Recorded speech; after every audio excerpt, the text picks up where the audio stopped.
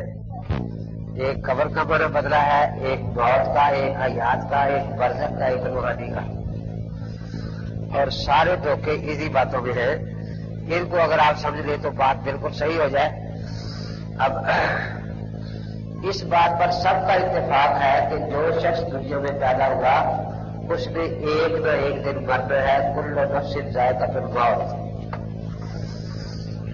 اور اس پر بھی اتفاق ہے کہ موت کے بعد قیامت تک انسان یا دکھ میں ہوگا یا سکھ میں، یا عذاب میں یا ثواب میں. اس پر بھی اہل سنت والجماعت کا اتفاق ہے کہ یہ عذاب اور ثواب روح اور جسم دونوں کو ہوگا. البتہ آج کل عثمانی پارٹی یا اشاعت توحید و سنت والے وہ اس بات کا انکار کرنے لگے ہیں. وہ کہتے ہیں کہ عذاب صرف روح کو ہوتا ہے، جسم اس میں شریک نہیں ہوتا. اس لیے اہل سنت والجماعت کا عقیدہ جو ہے وہ یہی ہے کہ عذاب اور ثواب جسم اور روح دونوں کو ہوتا ہے. قرآن پاک میں بھی عذاب و ثواب کا ذکر موجود ہے. امام بخاری رحمۃ اللہ علیہ کی عادت ہے کہ جب کوئی باب باندھتے ہیں تو اگر اس مسئلے سے کوئی آیت بھی تعلق رکھتی ہو قرآن پاک کی اس کا ذکر بھی فرماتے ہیں. صفحہ 184 پر امام بخاری رحمۃ اللہ علیہ نے پہلی جلد میں باب عذاب قبر باندھا ہے اور وہاں کچھ آیات بھی ذکر فرمائی ہیں جن سے انہوں نے عذاب و ثواب قبر پر استدلال فرمایا ہے. اس لیے جب اس بات کو مسئلہ کسی کو سمجھانا ہو تو بہتر یہی ہوتا ہے کہ صحیح بخاری سے کھول کر سامنے رکھ لی جائے. اس سے ایک تو یہ بات ہوگی کہ آج جو ہم استدلال آیت سے کر رہے ہیں یہ قادیانیوں کی طرح نیا استدلال نہیں ہے. شروع سے لوگ ان آیات سے عذاب و ثواب قبر پر استدلال کرتے آ رہے ہیں کیونکہ آج کل تو ہر آدمی آیتیں پڑھنا شروع کرتا ہے، اس کو معنی آتا ہو یا نہ آتا ہو. اور لوگ بیچارے سمجھتے ہیں وہ تو ویسی عربی بول رہا ہو تو کہتے ہیں جی قرآن پڑھ رہا ہے، اس اور کو آتا ہو یا نہ ہو. تو اس لیے قرآن کے نام پر لوگوں کو دھوکہ دیا جا رہا ہے. تو عذاب و ثواب قبر کا ذکر قرآن پاک میں بھی ہے. یہ سورہ انعام کی آیت نمبر 93 ہے. لَا تَرَىٰ إِذِ الظَّالِمُونَ فِي غَمَرَاتِ الْمَوْتِ وَالْمَلَائِكَةُ بَاسِطُو أَيْدِيهِمْ أَخْرِجُوا أَنفُسَكُمْ الْيَوْمَ تُجْزَوْنَ عَذَابَ الْهُونِ بِمَا كُنتُمْ تَقُولُونَ عَلَى اللَّهِ غَيْرَ الْحَقِّ وَكُنتُمْ عَنْ آيَاتِهِ تَسْتَكْبِرُونَ. اب اس میں جس عذاب کا ذکر ہے وہ موت کے وقت اليوم آج ہی شروع ہو رہا ہے. اور عذاب بھی جسم کو بھی ساتھ ہو رہا ہے کیونکہ ظالم یہ جسم ہے، خواب خیال والا نہیں. تکبر کرنے والا یہ جسم ہے، خواب خیال والا. گدا حق بھونکنے والا یہ جسم ہے، خواب خیال والا نہیں ہے. اور اسی جسم سے روح نکال رہے ہیں، اسی کو خطاب کر رہے ہیں کہ آج ہی تجھے عذاب شروع ہو جائے گا. اب اس عذاب کی صراحت قرآن پاک میں موجود ہے کہ موت کے فوراً بعد ایک عذاب شروع ہو جاتا ہے. البتہ اس عذاب کا نام کیا ہے قرآن پاک میں اس کا نام مذکور نہیں. تو قرآن پاک کا بیان چونکہ سنت میں ہے اس لیے حضرت نے فرمایا عذاب القبر حق، اس کا نام آپ نے عذاب قبر رکھا. تو عذاب قبر کا ثبوت صراحت کے ساتھ قرآن پاک میں موجود ہے. البتہ اس کا نام احادیث سے ثابت ہے. اس لیے کوئی یہ نہیں کہہ سکتا کہ عذاب ثواب کا اس کا ثبوت قرآن میں نہیں ہے. قرآن پاک میں بالکل موجود ہے اور اسی جسم کو خطاب ہو رہا ہے. وَلَا تَرَىٰ يَتَوَفَّى الَّذِينَ كَفَرُوا الْمَلَائِكَةُ يَضْرِبُونَ وُجُوهَهُمْ وَأَدْبَارَهُمْ وَذُوقُوا عَذَابَ الْحَرِيقِ. الانفال کی 50 نمبر آیت ہے. اس میں بھی اللہ تعالیٰ نے موت کے وقت کا ذکر فرمایا ہے کہ جب فرشتے روح نکال رہے ہیں اس کے چہرے پر بھی مار رہے ہیں اور دبروں پر بھی مار رہے ہیں، لیکن پھر بھی دوسری پارٹی مانتی نہیں. یہ میں بعد میں بتاؤں گا دوسری پارٹی کون سی ہے. کہتے ہیں کہ ذوقوا عذاب الحریق اور اسے کہہ رہے ہیں کہ عذاب چکھو جلنے کا. اس سے پتہ چلا کہ موت کے وقت سے ہی عذاب شروع ہو رہا ہے اور یہ جسم جو ہے اس کے عذاب میں شریک ہے. اسی کے چہرے پر وہ مار رہے ہیں، اسی کی ادبار پر مارا جا رہا ہے اور اسی کو خطاب کر کے عذاب کا کہا جا رہا ہے. فَكَيْفَ إِذَا تَوَفَّتْهُمُ الْمَلَائِكَةُ يَضْرِبُونَ وُجُوهَهُمْ وَأَدْبَارَهُمْ.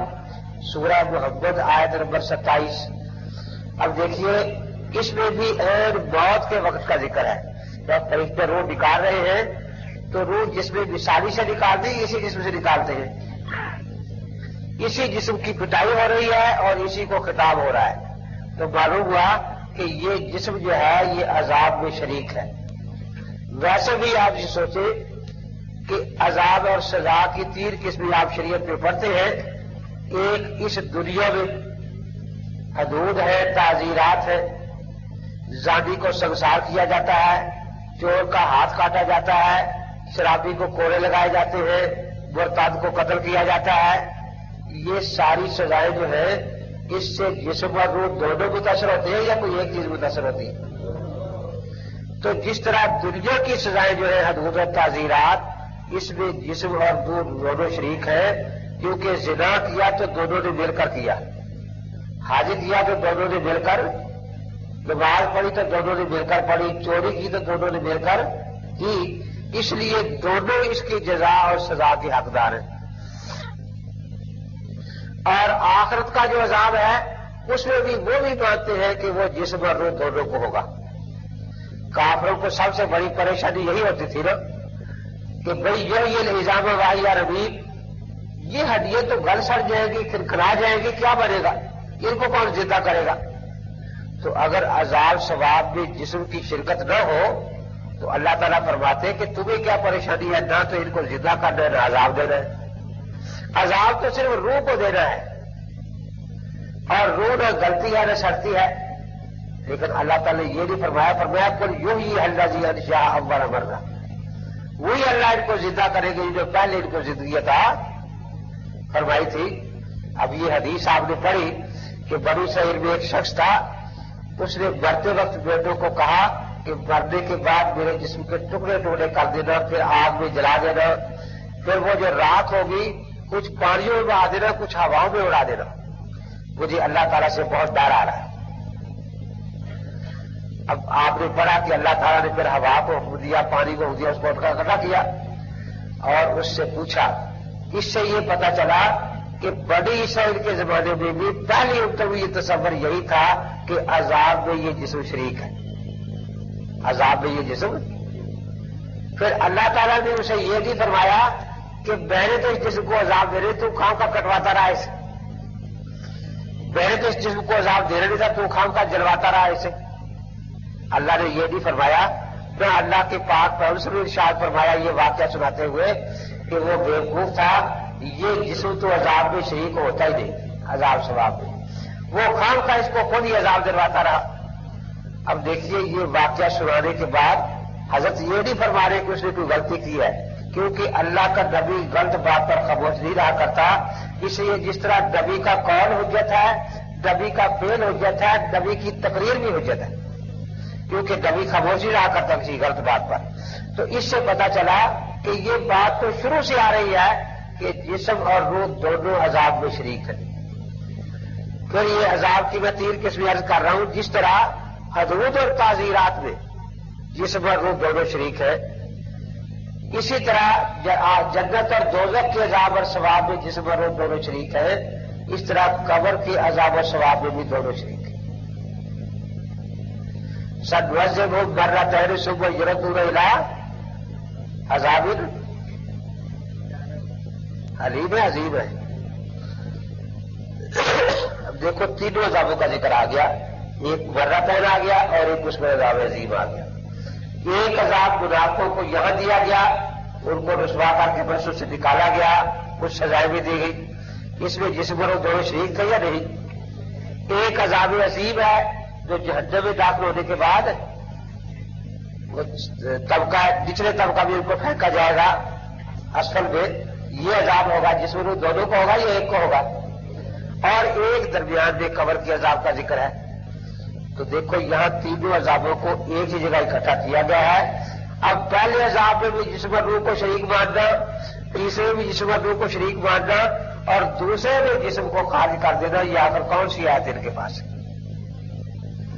اس طرح فرعون کے بارے میں اللہ تعالی نے ذکر فرمایا، وَحَاقَ بِآلِ فِرْعَوْنَ سُوءُ الْعَذَابِ النَّارُ يُعْرَضُونَ عَلَيْهَا غُدُوًّا وَعَشِيًّا وہ یوم تقوم الساعۃ وادخلوا آل فرعون اشد العذاب، یہ سورہ یونس کی آیت نمبر 92 ہے، سورہ یونس آیت نمبر 92۔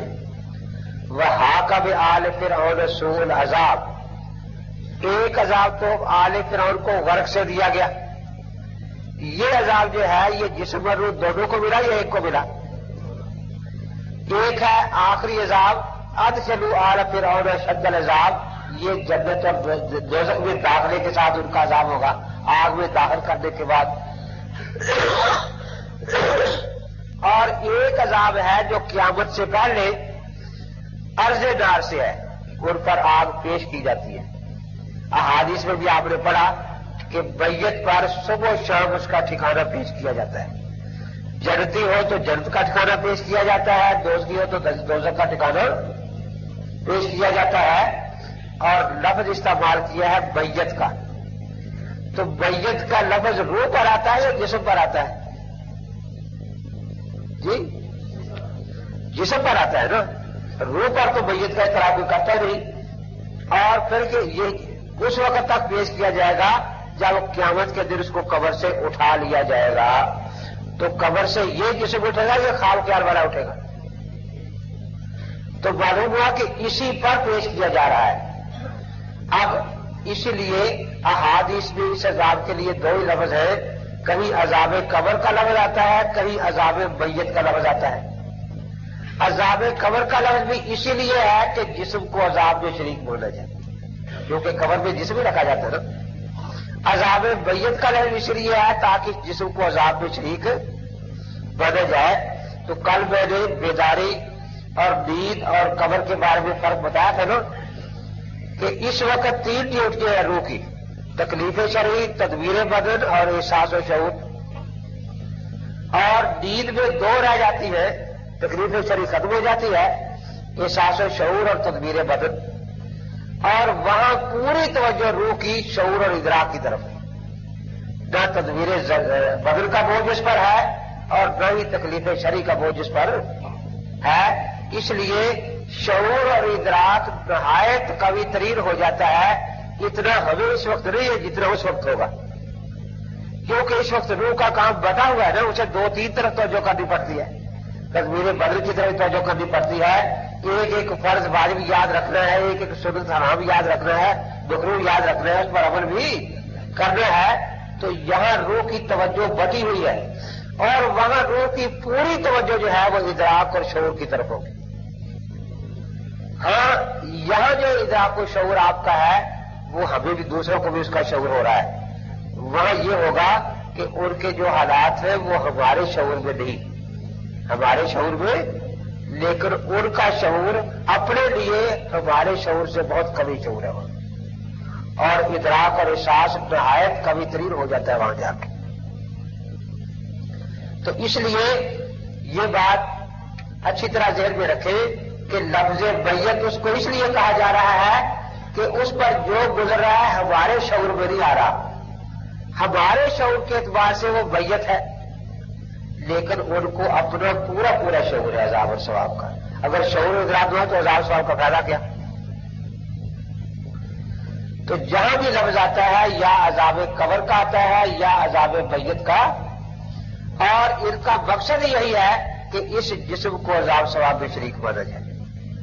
پھر احادیث اس بارے میں نہایت واضح ہے، حضرت تشریف لے جا رہے ہیں تو 2 قبریں سامنے آئی، فرمایا ان قبروں والوں کو عذاب ہو رہا ہے، بخاری شریف میں حدیث ہے، اور فرمایا کہ کوئی زیادہ بڑی وجہ سے نہیں، ایک کو اس لیے کہ وہ پیشاب سے نہیں بچتا تھا، اور دوسرے کو اس لیے کہ وہ چغلی کرتا تھا۔ تو میں آپ کی چغلی کروں تو عذاب ہوگا یا نہیں؟ آپ میری کریں، بنو کہ غیر مقلدوں کو ضرور عذاب ہوگا، آئمہ کی چغلیاں کرتے ہیں جی۔ پیشاب سے نہ بچنے پر عذاب ہوتا تو بڑی سے نہیں بچتے، ان کا کیا حال ہوگا؟ تو غیر مقلدوں کے لیے تو عذاب قبر پکا یقینی ہے نا، کیونکہ ان کو تو مسائل ہی ایسے ملا۔ اچھا، اب حضرت نے ان قبروں پر چھڑی رکھی، جریدہ اور فرمایا کہ امید ہے جب تک یہ تر و تازہ رہے گی تو عذاب میں تخفیف ہو. حضرت ملا علی قاری رحمۃ اللہ علیہ مرقات شرح مشکات میں فرماتے ہیں کہ جب تک شاخ تر و تازہ رہتی ہے وہ اللہ کی تسبیح کرتی رہتی ہے. تو اس تسبیح سے عذاب میں تخفیف کی امید ہے. آگے فرماتے ہیں کہ جب شاخ کی تسبیح سے مردے کو فائدہ پہنچتا ہے تو مسلمانوں کے ایصال ثواب سے یقین فائدہ پہنچتا ہے اسے. جب سے اب یہ عثمانی پارٹی جو ہے یہ ایصال ثواب کی قائل نہیں ہے نا. اس پر میرا مضمون تجلیات صفحے میں بڑا تفصیلی چھپ چکا ہے. وہ ایک جگہ جب یہاں میں بیرون پر بھی تھا تو اسکاؤٹ کالونی کی طرف میں کہیں تقریر کرنے گیا بفضول کی طرف. وہاں 2 آدمی کھڑے ہو گئے کہ جی ہم ایصال ثواب کو نہیں مانتے, ہم ایصال ثواب کو. میں نے کہا یہ دونوں کا نام لکھ لو. کیوں؟ میں نے کہا جب یہ مرے تو ان کی نماز جنازہ بالکل نہیں پڑھتی کیونکہ پہلا ایصال ثواب نماز جنازہ ہے. کہتے ہیں جی تھوڑا ہماری ہم مان دیتے ہیں اگر یہی ایصال ثواب ہے تو. جی ہمارا جنازہ خراب نہ کرنا. میں نے کہا جنازہ ایصال ثواب ہے نا, دعا کرنے کی حال ہے اس کو بخش دے. تو پہلا ایصال ثواب جو ہے میں نے کہا وہ نماز جنازہ ہے. پھر کل کے دیجیے ہم پھر مان گئے, بالکل مان گئے. تو یاد رکھیے پہلا ایصال ثواب نماز جنازہ ہے.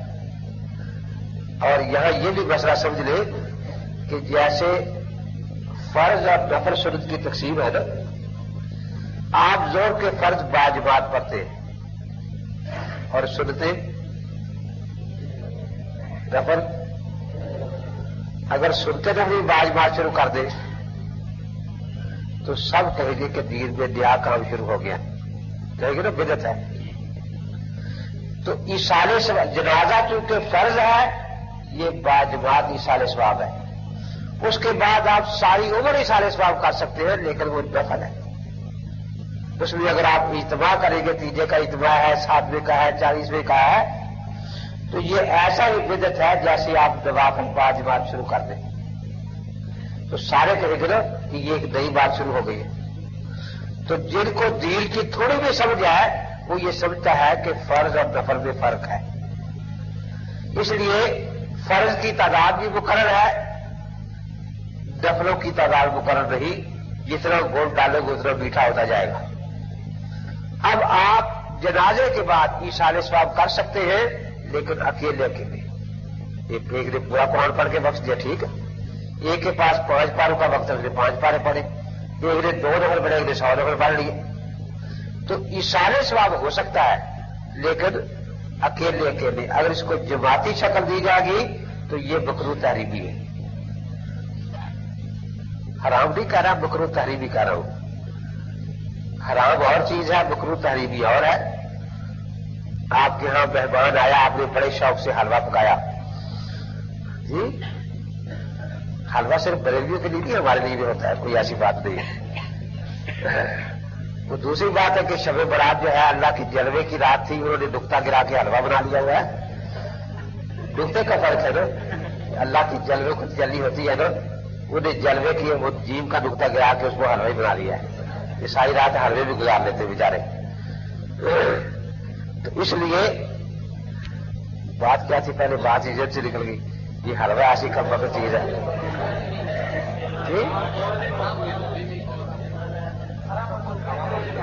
ہاں, آپ نے حلوہ پکایا, مہمان کے آگے رکھنے سے پہلے اس میں تھوڑا سا پیاز کا پانی ملا دیا, تھوڑی سی ہینگ ملا دی, حرام ہو گیا. وہ مکروہ ہوا یا نہیں ہوا؟ تو مکروہ کی مثال ایسی ہے, حرام کی مثال ہے کہ پیشاب ڈال دیا. اب تو وہ کھانے کے قابل ہی نہیں رہا نا. اب یہ ہے کہ ناپسند ہو گیا, مکروہ ہو گیا. تو اب ایصال آپ کسی مہمان کو حلوہ کھلائیں تو واقعی ہینگ اور پیاز کا پانی ڈال کے کھلاتے ہیں. ہم یہ نہیں کہتے کہ ایصال ثواب نہ کرو, ہم کہتے ہیں یہ کراہت والی شرطیں جو ہے یہ ختم کر دو تاکہ اپنے ان کو احباب کو جو پہنچانا ہے وہ صحیح چیز پہنچے, مکروہ نہ ہو. اور اگر کوئی غلط شرط ہوگی تو پھر حرام کے درجے میں تو حرام بھی ہو سکتی ہے چیز. تو اس لیے ایصال ثواب میں ایک مجھے کہنے لگا کہ ایصال ثواب تو قرآن کے خلاف ہے، یہ حدیثیں جو ہے ضعیف ہے، قرآن کے خلاف ہے. یہ آج کل بڑا چلا ہوا ہے کہ فوراً کوئی حدیث پڑھے قرآن کے خلاف. میرے سب کون سی قرآن کی آیت کے خلاف ہے کہ لیس للانسان الا ما سعی، لیس للانسان الا ما سعی. میرے کا سیاق و سباق کافروں کے بارے میں ہے. ہم بھی کہتے ہیں کہ کافروں کو کوئی سوال نہیں پہنچتا اگر یہی برابر ہے تو. لیکن میں نے کہا تو مطلب غلط لے رہا ہے. میں نے کہا اچھا قرآن سے مجھے بتا. ایک قرآن پاک میں ہے کہ والدین کے لیے دعا مانگو رب ارحمہما کما ربیانی صغیرا. یہ دعا مانگنا جائز ہے؟ کہتے بالکل حکم ہے. میں نے کہا والدین کو فائدہ پہنچے گا یا نہیں پہنچے گا؟ پہنچے گا. کہتے صحیح تو تیری ہے، یہ ان کو فائدہ کیسے پہنچے گا؟ یہ صحیح اور کوشش تو تیری ہے نا. تو جو چاہے کرتا رہے ان کو کیا فائدہ پہنچے گا؟ کہ دیکھیے ان کو تو پہنچے گا. تو میں نے پھر لیس للانسان الا ما سعی کہاں گیا تھا تو منع کر رہا تھا. اب صحیح تیری ہے اور فائدہ ان کو. تو نے کہا والدین چونکہ سبب ہے ہمارے وجود کا، اس لیے ان کے لیے ایصال ثواب جائز ہے. ان کے لیے ایصال ثواب. تو میں نے کہا پھر پہلا تو یہ اعلان لکھ کے لگا دو کہ میری نماز جنازہ صرف میرے والدین پڑھے یا والدین کی نماز جنازہ صرف اولاد پڑھے اور کوئی نہ پڑھے. میرے ربنا اغفر لی والدیا آگے کیا ہے؟ میں نے کہا یہ اللہ تعالیٰ کی بے قدر حکم دے دیا کہ بہنوں کے لیے دعا کر لیا کرو. اب ہم جو بہنوں کے لیے دعا کریں گے تو ان کو کوئی فائدہ پہنچے گا یا نہیں پہنچے گا؟ کہتا پہنچے گا. میں نے کہا پھر تیرا وجہ استدلال ہے لیس للانسان الا ما سعی وہ کہاں گیا؟ کہتا ہے میں نے کہا یہ حقیقت تو فرش نہیں عرش تک باندھی ہوئی ہے. اللہ تعالیٰ فرماتے ہیں کہ وہ فرشتے جو عرش کو اٹھا رہے ہیں وہ زمین والوں کے لیے دعا مانگ رہی ہے اللہ تعالیٰ کی بات کر. تو وہ بے فائدہ کام کر رہی ہے، کوئی فائدہ پہنچتا ہے زمین والوں کو اس کا. کہتا ہاں یہ خیال میں مانتا ہوں کہ دعا کا ایصال ثواب جائز ہے سب کے لیے، اور جنازہ بھی دعا ہے. اور کسی چیز کا ایصال ثواب جائز نہیں ہے. میرے کہا پھر تیرا استدلال کہاں گیا؟ وہ جو تو قرآن کا نام لے کر لوگوں کو دھوکہ دے رہا تھا لیس للانسان الا ما سعی. میں نے کہا ہم بھی یہی کہتے ہیں کہ جو بل کرتا ہے اس کا پھل اسی کو ملنا چاہیے. میں نے کہا تو قرار کھانا کہ جی تو نے سارا مہینہ کام کیا، اب تنخواہ تجھے ہی حق ہے دینے کا. لیکن تو تنخواہ لینے کے بعد باپ کو دے دے، بیوی کو دے دے، بھائی کو دے دے، دوست کو دے دے، تو یہ لیس للانسان الا ما سعی کے خلاف ہے. تنخواہ تو تیرے حق ہے نا، تو نے لے لی. اب اس لینے کے بعد تو اپنے باپ کو دے دے کہ جی آپ استعمال کر، بیوی کو دے دے، بھائی کو دے دے، بہن کو دے دے، دوست کو دے دے، کسی مدرسے میں چندہ دے دے. تو جائز ہے یا نہیں؟ تو یہ تو جائز ہے. تو میں نے کہا ہم بھی یہی کہتے ہیں کہ جو قرآن کی تلاوت کر رہا ہے ثواب اسی کو مل رہا ہے. اب وہ دعا کرتا ہے کہ یا اللہ یہ ثواب جو مجھے ملا ہے یہ فلاں کو پہنچ جائے. جو خیرات کر رہا ہے ثواب اسی کو مل رہا ہے، اس کا حقدار وہی ہے. لیکن جب اس کو وہ کہتا ہے یا اللہ یہ ثواب جو ہے یہ میرے شیخ کو پہنچ جائے، دفعہ جو کر رہا ہے ثواب اسی کو مل رہا ہے، اس کا حقدار وہی ہے. لیکن جو ثواب مل گیا ہے، جیسے تنخواہ مل گئی، اب وہ ثواب ملنے کے بعد اگر دعا کر دیتا ہے کہ یا اللہ یہ چیز فلاں کو پہنچ جائے، تو اس میں لیس للانسان الا ما سعی کی مخالفت کون سی ہوگی؟ تو آج کل اس پر بھی لوگ یہ اعتراض کرتے ہیں جی ایصال ثواب غلط ہے، ایصال ثواب غلط ہے. کہتے ہیں کہ اس میں لکھا کہ جنازہ ایصال ثواب ہے. کہتا ہے یہ ایصال ثواب نہیں ہے بلکہ ایصال عذاب ہے.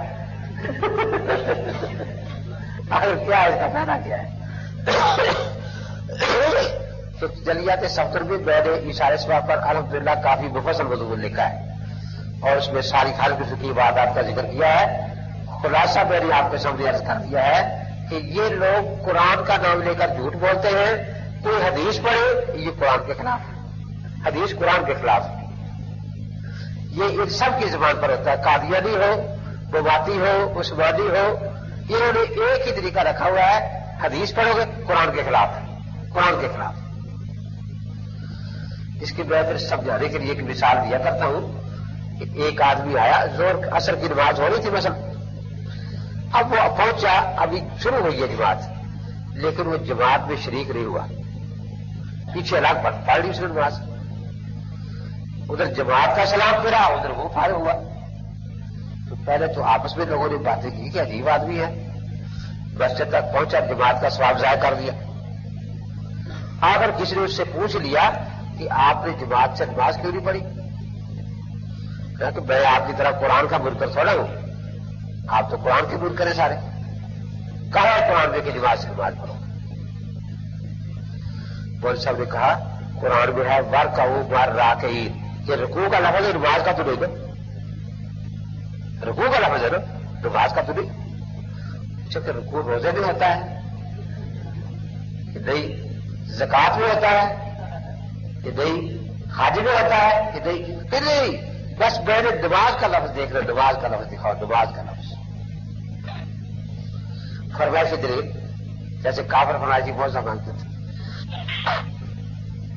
انہوں نے کہا اچھا تو بتا کہ تو نے کس آیت کے مطابق نماز پڑھی، الگ نماز سے نہیں پڑھی؟ وہ قرآن ہے، ان الصلاۃ تنہا، بے شک نماز تنہا پڑھی جائے،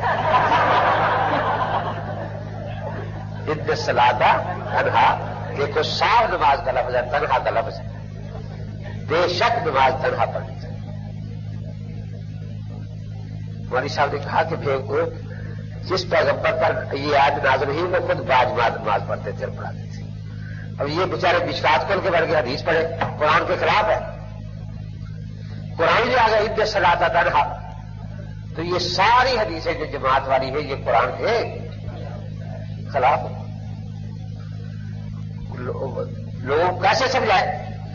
اب ایک تو آدمی اٹھے کہ یہ تو کم وقت جو ہے ترجمہ بھی غلط کر رہا ہے، وہ اندر گیا کہ چلو ترجمہ قرآن پاک کا اس کو دکھائیں۔ اسے پتا تھا کہ پہلی جو میں نے باتیں کی ہیں تو حدیثیں بھی عربی تھی مشکات، تو یہ تو لوگوں کو سمجھ نہیں آتی تھی، اب ترجمہ اردو کا آ رہا ہے، اب یہ لوگ مجھے دکھا کے مجھے جھوٹا کریں، دیکھ رکھا اس کو رکھو، میں کلام اللہ سنا رہا ہوں، یہ رحم کرنے لا رہے ہیں، میں کلام اللہ کہتے رہے یہ ان کے پاس رحم تو نہیں، ہمارے پاس کلام اللہ، یہ کہاں کرتے ہیں؟ کہتے ہیں میں کلام اللہ سنا رہا ہوں اور یہ رحم تو لے لا رہے ہیں، میری کلام اللہ کے خلاف رحمت اللہ کو نہیں مانتا۔ اب میں آپ سے پوچھتا ہوں کہ یہ رحمت اللہ کلام اللہ کے خلاف ہے یا عنایت اللہ کے خلاف ہے؟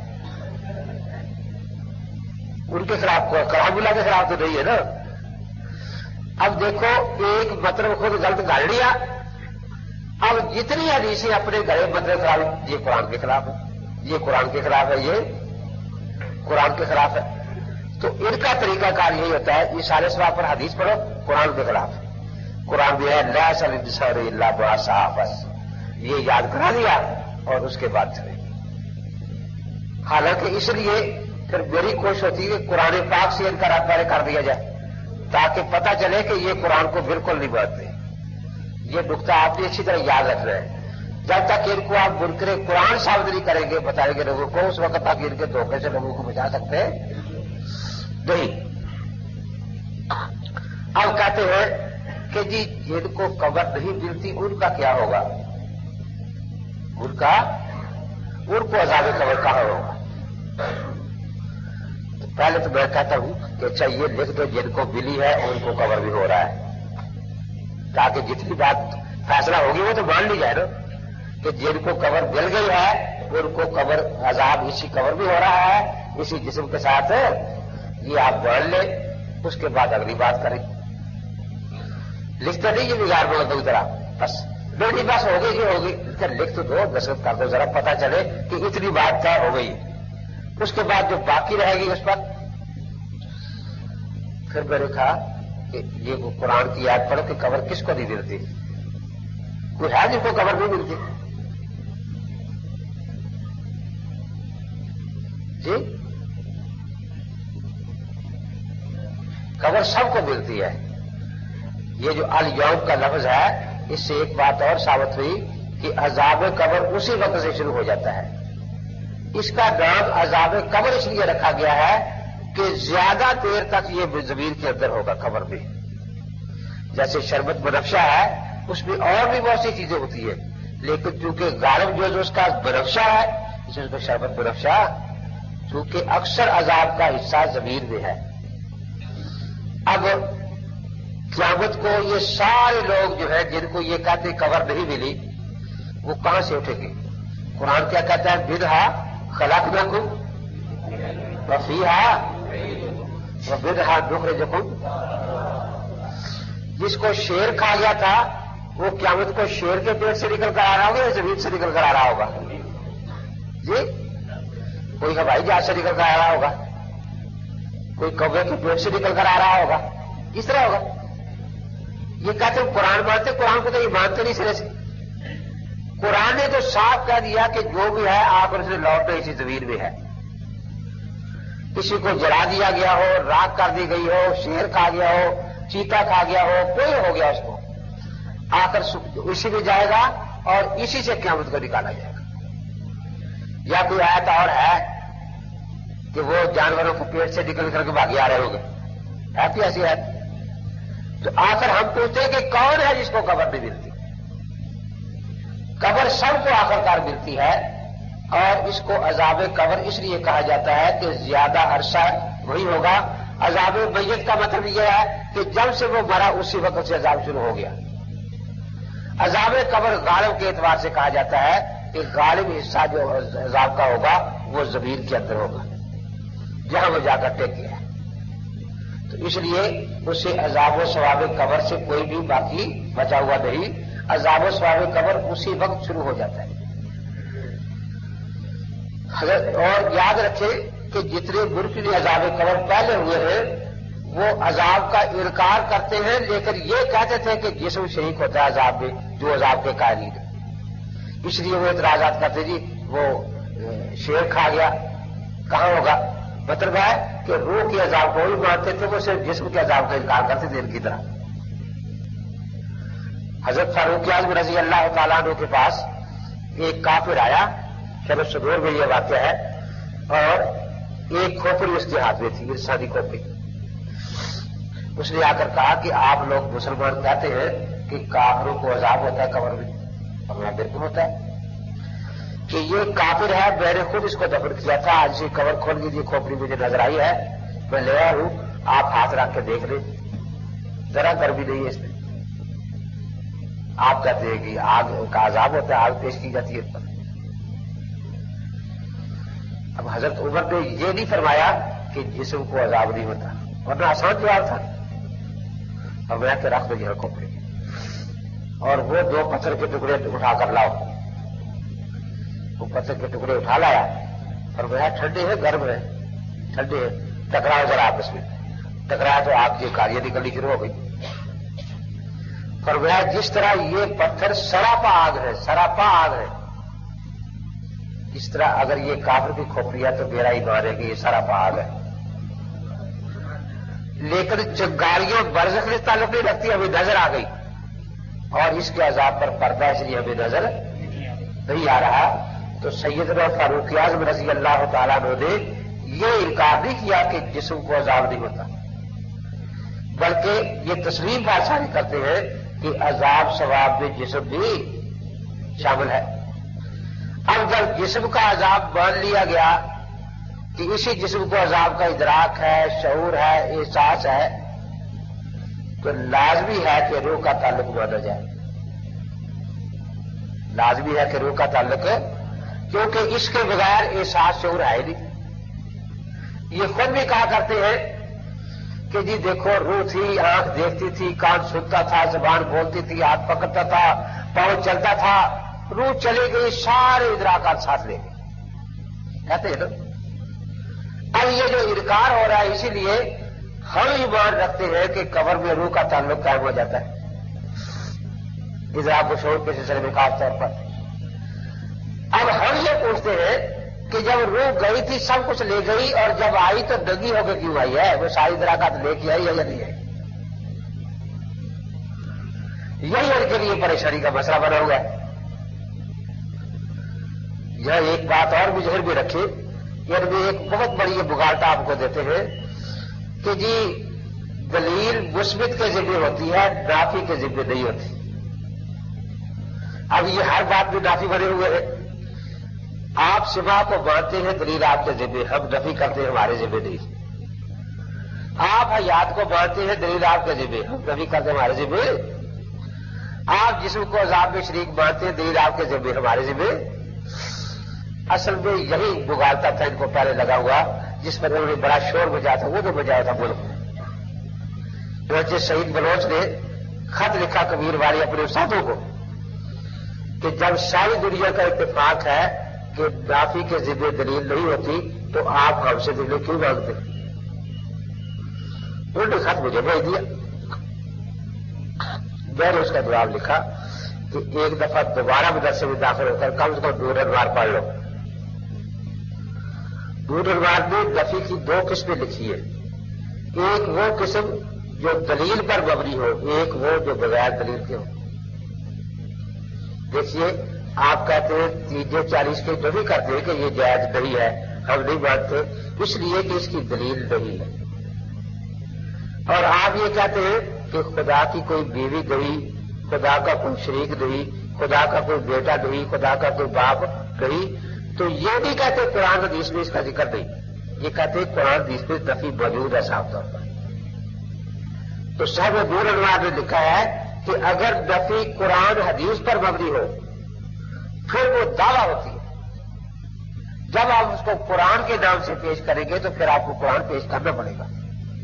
جب آپ اس کو حدیث کے نام سے پیش کریں گے دلیل کے بنا کر تو پھر آپ پر فرض ہے کہ آپ وہ دلیل بیان کریں. اور یا میں نے پھر انہیں یہی لکھا کہ آپ لکھیں کہ حیات کو اگر ہم جو نفی کرتے ہیں، سوا کی نفی کرتے ہیں، یہ ایسی نفی ہے جیسے ہم 3 4 11 کی نفی کرتے ہیں. تو پھر عقائد میں تو داخل ہوئی تو بات یہ. اور یا یہ لکھے کہ ہم چونکہ قرآن کا نام لے کر نفی کرتے ہیں تو یہ ایسی نفی ہے جب ہم خدا کے شریک کی نفی کرتے ہیں. اب میں اسٹیج پر تو یہ کہوں کہ قرآن کہتا ہے خدا کا کوئی شریک نہیں، قرآن کہتا ہے خدا کا کوئی شریک نہیں.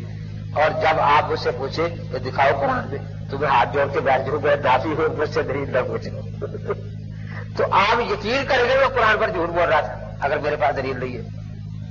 جب میں قرآن کا نام لے کر پیش کر رہا ہوں کہ قرآن میں ہے کہ مسیح خدا کا بیٹا نہیں، اب آپ آ جائیں دکھاؤ جی کہاں ہے، میں کہتا ہوں میں تو نافی ہوں، مجھ سے دلیل نہ مانگو. دیکھو نفی کی 2 قسمیں ہیں. ایک وہ نفی ہے جس جو عدم دلیل کی وجہ سے، ایک وہ نفی ہے جو دلیل کی وجہ سے. اب ادھر تو یہ کہتے ہیں کہ 70 آیتیں اور 1800 حدیثیں ہمارے پاس ہیں، 70 آیتیں 1800 حدیثیں. ادھر ملتان میں میٹنگ ہوتی ہے تو یہ کہتے ہیں کہ جو حیات کے قائل ہیں، سوا کے قائل ہیں، وہ کافر ہیں کیونکہ 70 آیتوں کے خلاف ہے، 1800 حدیثوں کا انکار کر رہے. بعد میں ریہ والی بھی میٹنگ ہوئی، پھر کہا کہ ان کو کافر نہ کہو بلکہ اہل سنت والجماعت سے خارج بھی نہ کرو. میں ریہ والی گیا، کیسٹ سنی میں نے، تو میں نے کہا کہ جیسے قرآن پاک میں آتا ہے نا کہ جوئے اور شراب میں کچھ فائدہ بھی ہے لیکن گناہ زیادہ ہے. آپ کی میٹنگ سے تھوڑی سی خوشی ہوئی ہے لیکن افسوس پھر بھی زیادہ، صدمہ زیادہ ہوا ہے. خوشی اس بات کی ہوئی کہ آپ کو اپنے موقف کی کچھ کمزوری کا احساس ہو گیا ہے، اس لیے اب آپ کفر کا فتویٰ واپس لے رہے ہیں. اس پر تو کچھ خوشی ہوئی لیکن افسوس اس بات کا ہوا کہ آپ نے اپنی کمزوری کو اپنی کمزوری نہیں مانا، قرآن پر ڈال دیا، احادیث پر ڈال دیا. ایک طرف کہتے ہیں 70 آیتیں ہیں، قرآن پاک میں سے ایک آیت ہے کہ ماں سے نکاح حرام ہے. اب کوئی کہے ماں سے نکاح حرام ہے تو کہیں میٹنگ کرنی پڑے گی کہ اس کو کافر کہیں یا نہ کریں. ایک آیت ہے، کہیں ہوگا کہ آج ملتان کی میٹنگ میں کافر کہہ رہا ہوں، یہ والی میٹنگ میں کہہ مسلمان ہے، اہل سنت والجماعت ہے جو ماں سے نکاح حرام کہتا ہے. شراب کی قطعی حرمت کی ایک آیت ہے سورۃ مائدہ والی، اس کے بارے میں کبھی مسلمانوں کو میٹنگ کی ضرورت نہیں پڑی کہ جو شراب کو حلال کہتا ہے وہ کافر ہے یا نہیں، اس کو سنی کہے یا نہ کہے. اب یہ ماں سے نکاح حرام ہے، ایک آیت اتنی کمی ہے کہ پوری دنیا مل کر بھی اس کے خلاف میٹنگ نہیں کر سکتی. شراب کی حرمت کی ایک آیت اتنی کمی ہے اور یہ آپ کی 70 آیتیں اتنی کمزور ہے کہ پوری 70 کا بھی انکار کر دے تو پھر بھی کہتے کافر نہیں، اہل سنت والجماعت سے بھی خارج نہیں۔ کل مرزائی آپ کو کہیں گے کہ 70 آیتوں کا انکار تو ہم نے بھی نہیں کیا، ہمیں کافر کیوں کہتے؟ تو کیا دیکھا کہ اپنی کمزوری کا تمہیں احساس ضرور ہوا، لیکن افسوس کہ تم نے قرآن کی 70 آیتوں کو کمزور بنا دیا کہ پوری 70 کا انکار بھی کفر نہیں، اللہ کے نبی کی 1800 احادیث کا انکار بھی کفر نہیں۔ اب یہ لے کے جو میرے خط لکھا اس کو سعید کو، وہ لے کے بھاگا سرگود ہماری دلوی صاحب کے پاس گیا کہ تو نئی مصیبت آ گئی، وہ کہتے دلیل آپ کو بھی ذمہ ہے۔ اب اسی پر یہ ساری شرارتیں کرتے تھے، خود تو الگ ہو جاتے تھے، یہ ہمارے ذمہ دلیل نہیں۔ اب آپ کے دلیل سر پر ڈال دی نا، اب شرطیں لگائیں گے، وہ قطعی ثبوت ہو، نس قطعی دلالت ہو، قرآن کی آیت جی اس میں قطعیت نہیں ہے، اس میں فلاں اعتماد ذکر کیا ہے، فلاں اذا جال اعتماد و باطل استدلال۔ حالانکہ یہ بھی ایک دھوکہ ہے۔ شیخ زادہ نے بیضاوی کے حاشیے پر لکھا ہے کہ قرآن پاک کے بارے میں ذکر کرتے مفسرین کے یہ تفسیر اس سبیل کو اس طرح بنایا جائے تو مطلب یہ اس پر بنایا جائے، یہ ہے یہ احتمالات نہیں بلکہ وجوہ تفسیر ہے۔ لکل وجہۃ ولیہ فاستبقوا الخیرات۔ ورنہ اگر بماتیوں کے اور مرزائیوں کی بات مان لی جائے، وہ کہتے ہیں جی بہت ہی کہ زمین کوئی کتابی کی طرف لوٹاتا ہے، کوئی عیسیٰ کی طرف لوٹاتا ہے، اذا جال اعتماد و باطل استدلال۔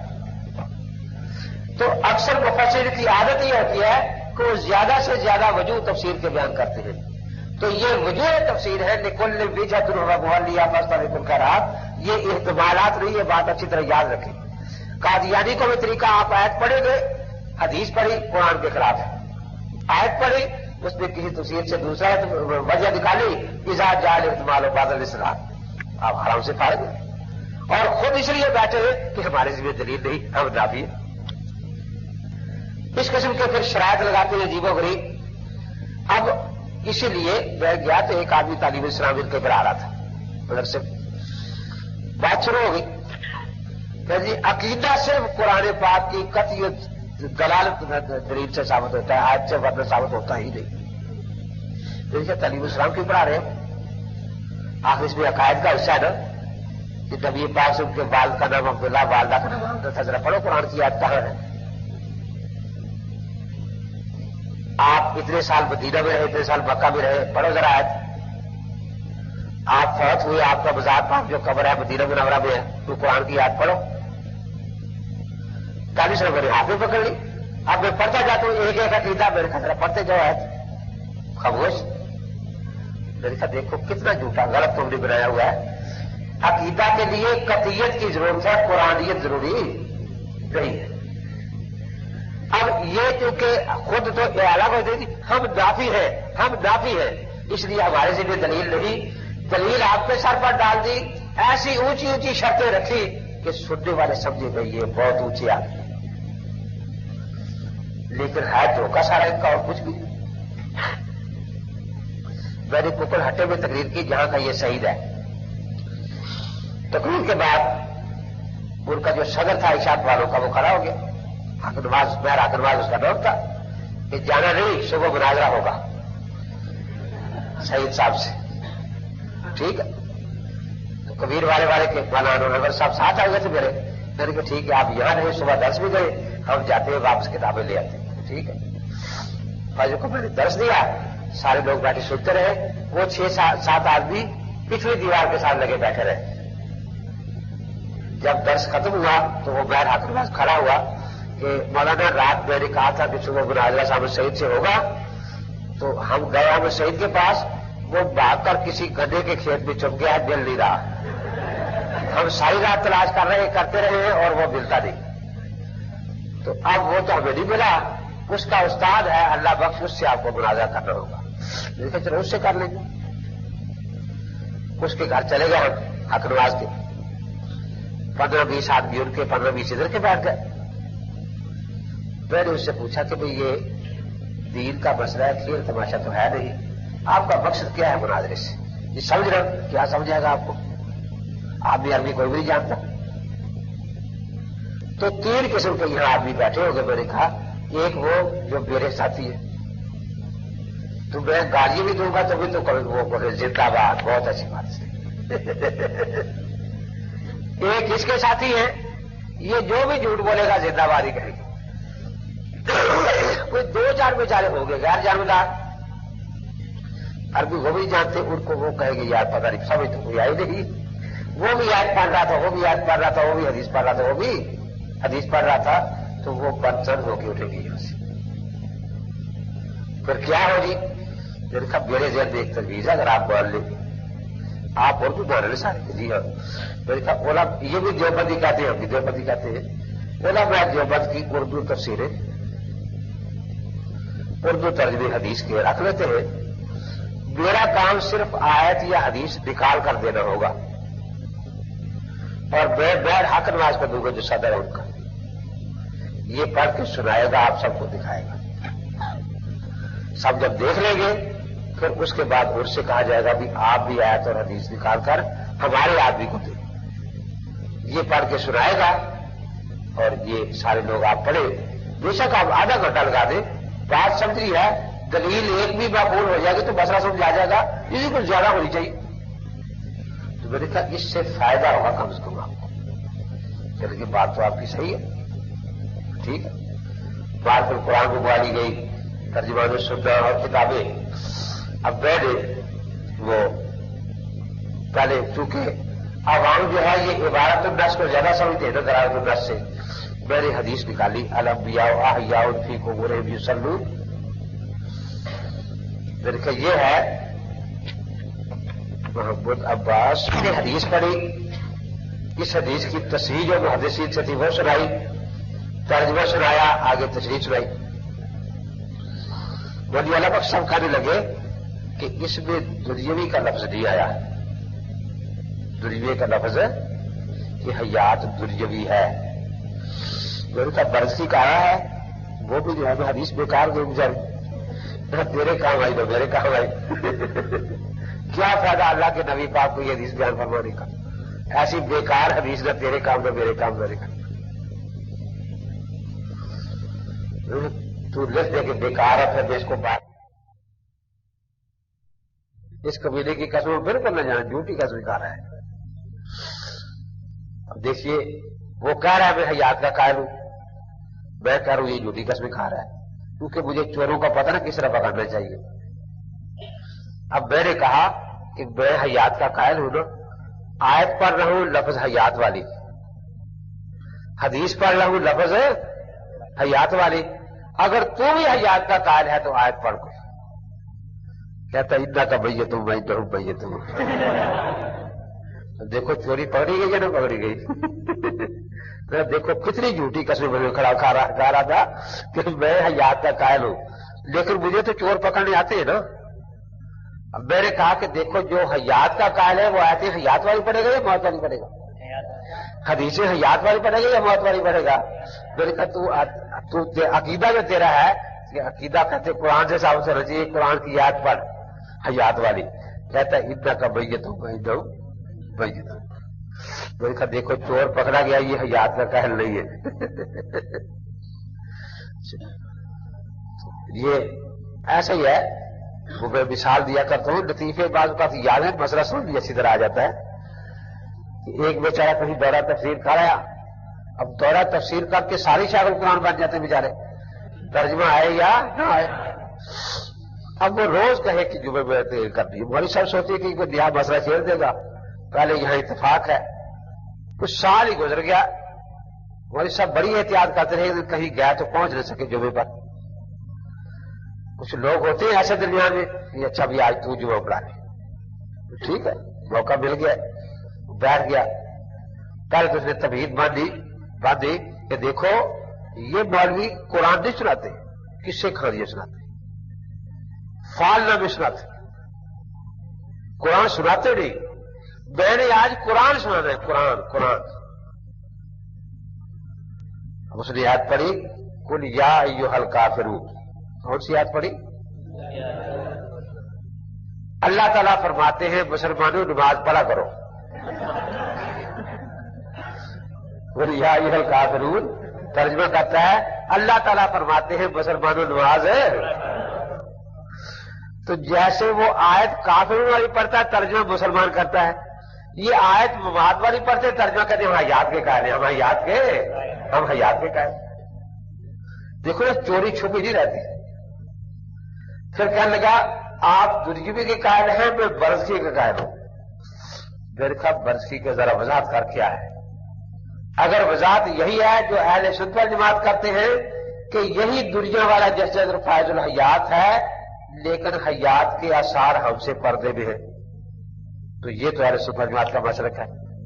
اور اگر گجرات والا منع کرتا ہے کہ جسدیتر یہاں ہے روح العلین میں ہے، درمیان میں کوئی پردے کی دیوار ایسی حائل کر دی ہے تاکہ کہیں ان کا آپس میں تعلق نہ ہو جائے.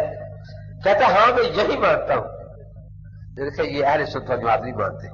مفتی محمد شفیع صاحب نے معارف القرآن میں لکھا ہے 5ویں جلد میں یہی لکھا ہے.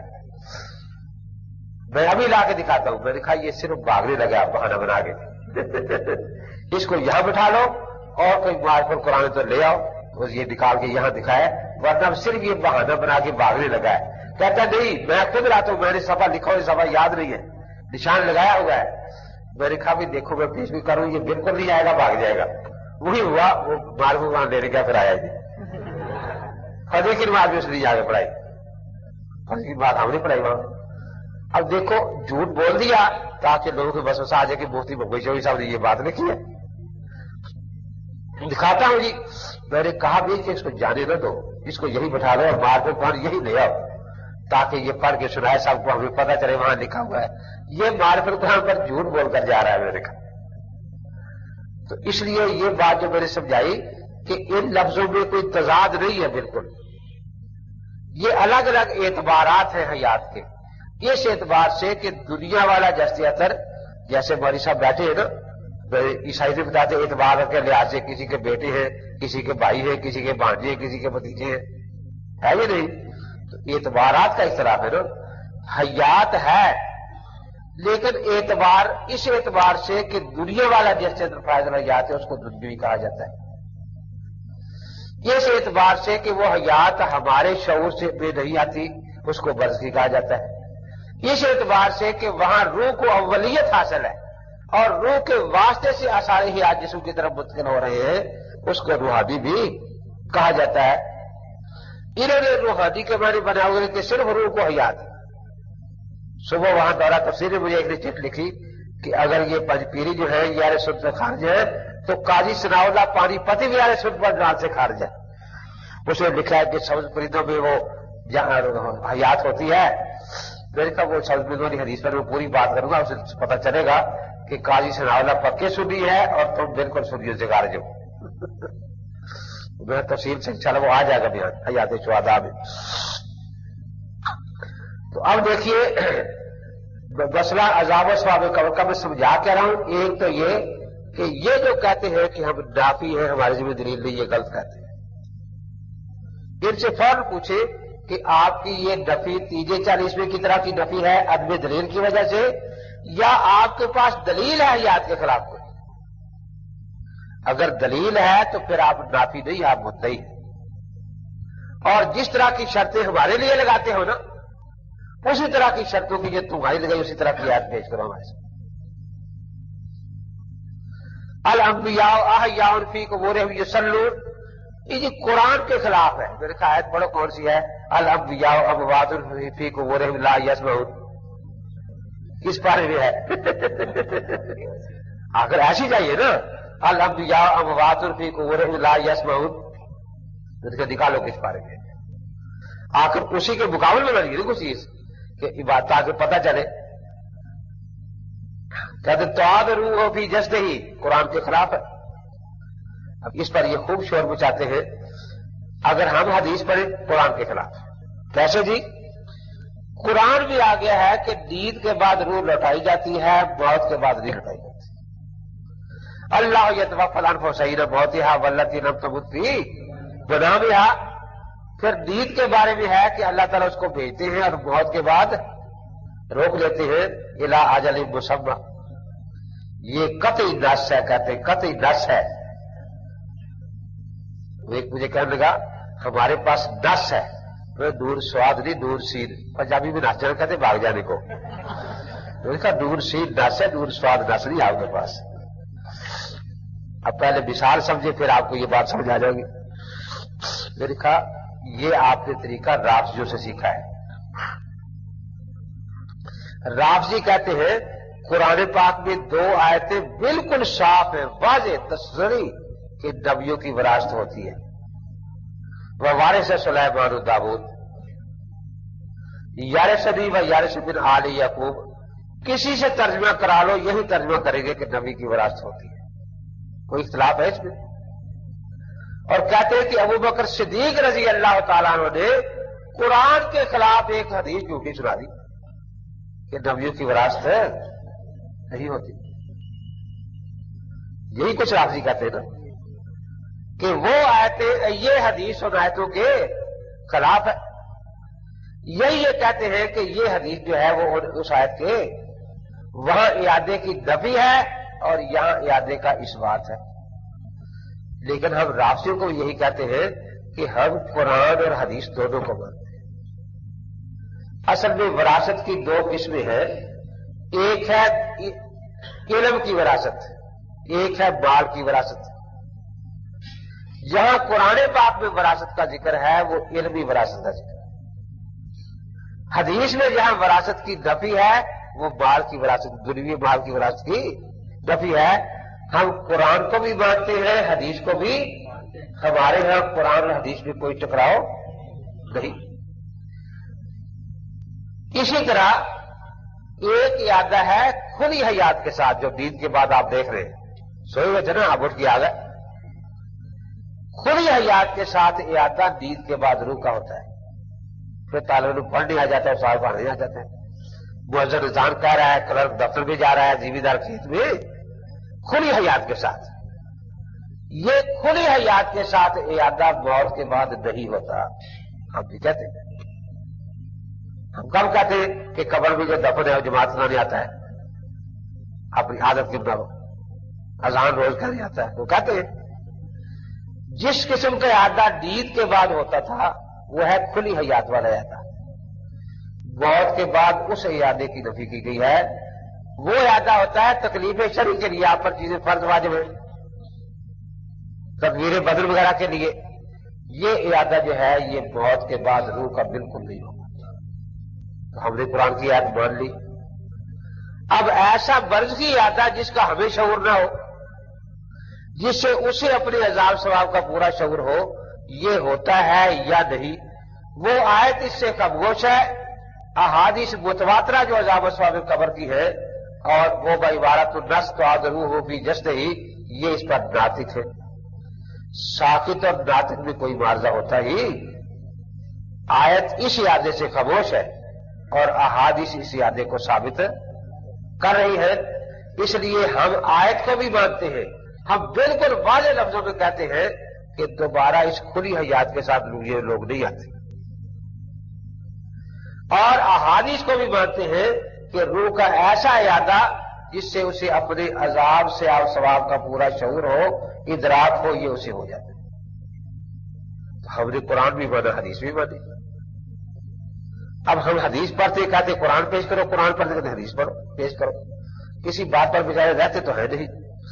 اب یہی میں سمجھا رہا تھا کہ یہ جو دھوکہ دیتے ہیں ہم نافی ہے، نافی نہیں، اپنے عقائد میں مدعی ہے۔ اسی طریقے سے یہ کہتے ہیں سما اور عدم سما کے مسئلے میں کہ ہم عدم سما کے قائل ہیں، سما کی نفی کرتے ہیں، اور آپ قائل ہیں کہ جو قائل ہو ثبوت اس کے ذمہ ہوتا ہے۔ ہم نفی کرتے ہیں، ہمارے ذمہ دلیل نہیں ہے۔ یہاں بھی دھوکہ ہی ہے، ایک تو یہ نفی کرتے قرآن کے نام سے کرتے ہیں نا، تو دلیل سے نفی کرتے ہیں، بے دلیل نفی کرتے ہیں۔ دوسرا یہ کہ دلیل ان کے ذمہ، ہمارے ذمہ نہیں۔ یہ کہتے ہیں کہ روح تھی، سب کو سنتا دیکھتا تھا، چلی گئی، اب روح آئی تو ننگی ہو کر آئی ہے، ادراکات چھوڑ آئی ہے جا کے۔ جب روح کو مانا جائے گا اس کے لوازمات مانی جائے گی یا نہیں؟ اب اصل یہی ہے کہ اس کے ادراک اور شعور کو مانا جائے. جو اصل کی نفی کرتا ہے دلیل اس کے ذمہ ہو کرتا ہے. اس لیے اس مسئلے میں بھی دلیل ان کے ذمہ ہے، ہمارے ذمہ. اگرچہ ہم دلائل پیش کرتے ہیں لیکن اصل دلیل ان کے ذمہ ہے، اور جو ان بیچاروں کے پاس نہیں ہے. اب سنے کہ جواہر قرآن کی پھر اصلاح ہو رہی ہے. 2 دفعہ تو پہلے ہوئی تھی، اب تیسری دفعہ پھر اس کی اصلاح ہو رہی ہے اور بہت کانٹ تلاش کی جا رہی ہے اس میں. دیکھو کیا ہوتا ہے. یہاں جب میں پڑھاتا تھا تو قدرت اللہ افغانی میرے پاس پڑھتا تھا. اس کو یہ لوگ کہتے کہ تو کس کے پاس پڑھتا ہے؟ تو انہیں پڑھنا ہے تو جواہر قرآن پڑھ. وہ مجھے کہنے لگا جی کہتے ہیں کہ علم سارا جواہر قرآن بھی ہے. جواہر قرآن میں غلطی بہت زیادہ ہے. جی ہمیں کوئی دکھاؤ. ٹھیک ہے، اسے مناظرہ رکھ دیا اس سے کسی نے کہا تو انہوں نے یہ کہ امیر مناظرہ کرے. اس نے کہا کہ میں کروں گا، بعد میں دیکھی جائے گی استاد صاحب کی بات.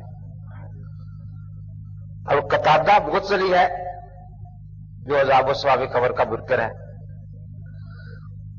اس میں اس کو رضی اللہ عنہ بنا کے صحابی بنا دیا ہوا ہے.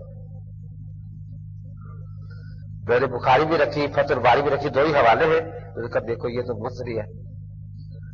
اس طرح فاض میں رکھا کہ خبیث المذہب، خبیث عقیدے کا آدمی ہے، اور یہ میں نے کہا اس کو صحابی بنا دیا. دوسرا یہ وسیلے کی بحث میں وہ جو نبینا والی حدیث ہے اس میں پورا زور لگایا ہے کہ اس میں عبداللہ بن مسور راوی ہے، کذاب ہے، دجال ہے، جھوٹی حدیثیں بنایا کرتا تھا. حالانکہ اس کی سند میں سرے سے وہ راوی ہے ہی نہیں، کسی سند میں وہ راوی نہیں. خام کا اس کا نام وہاں لکھا ہوا.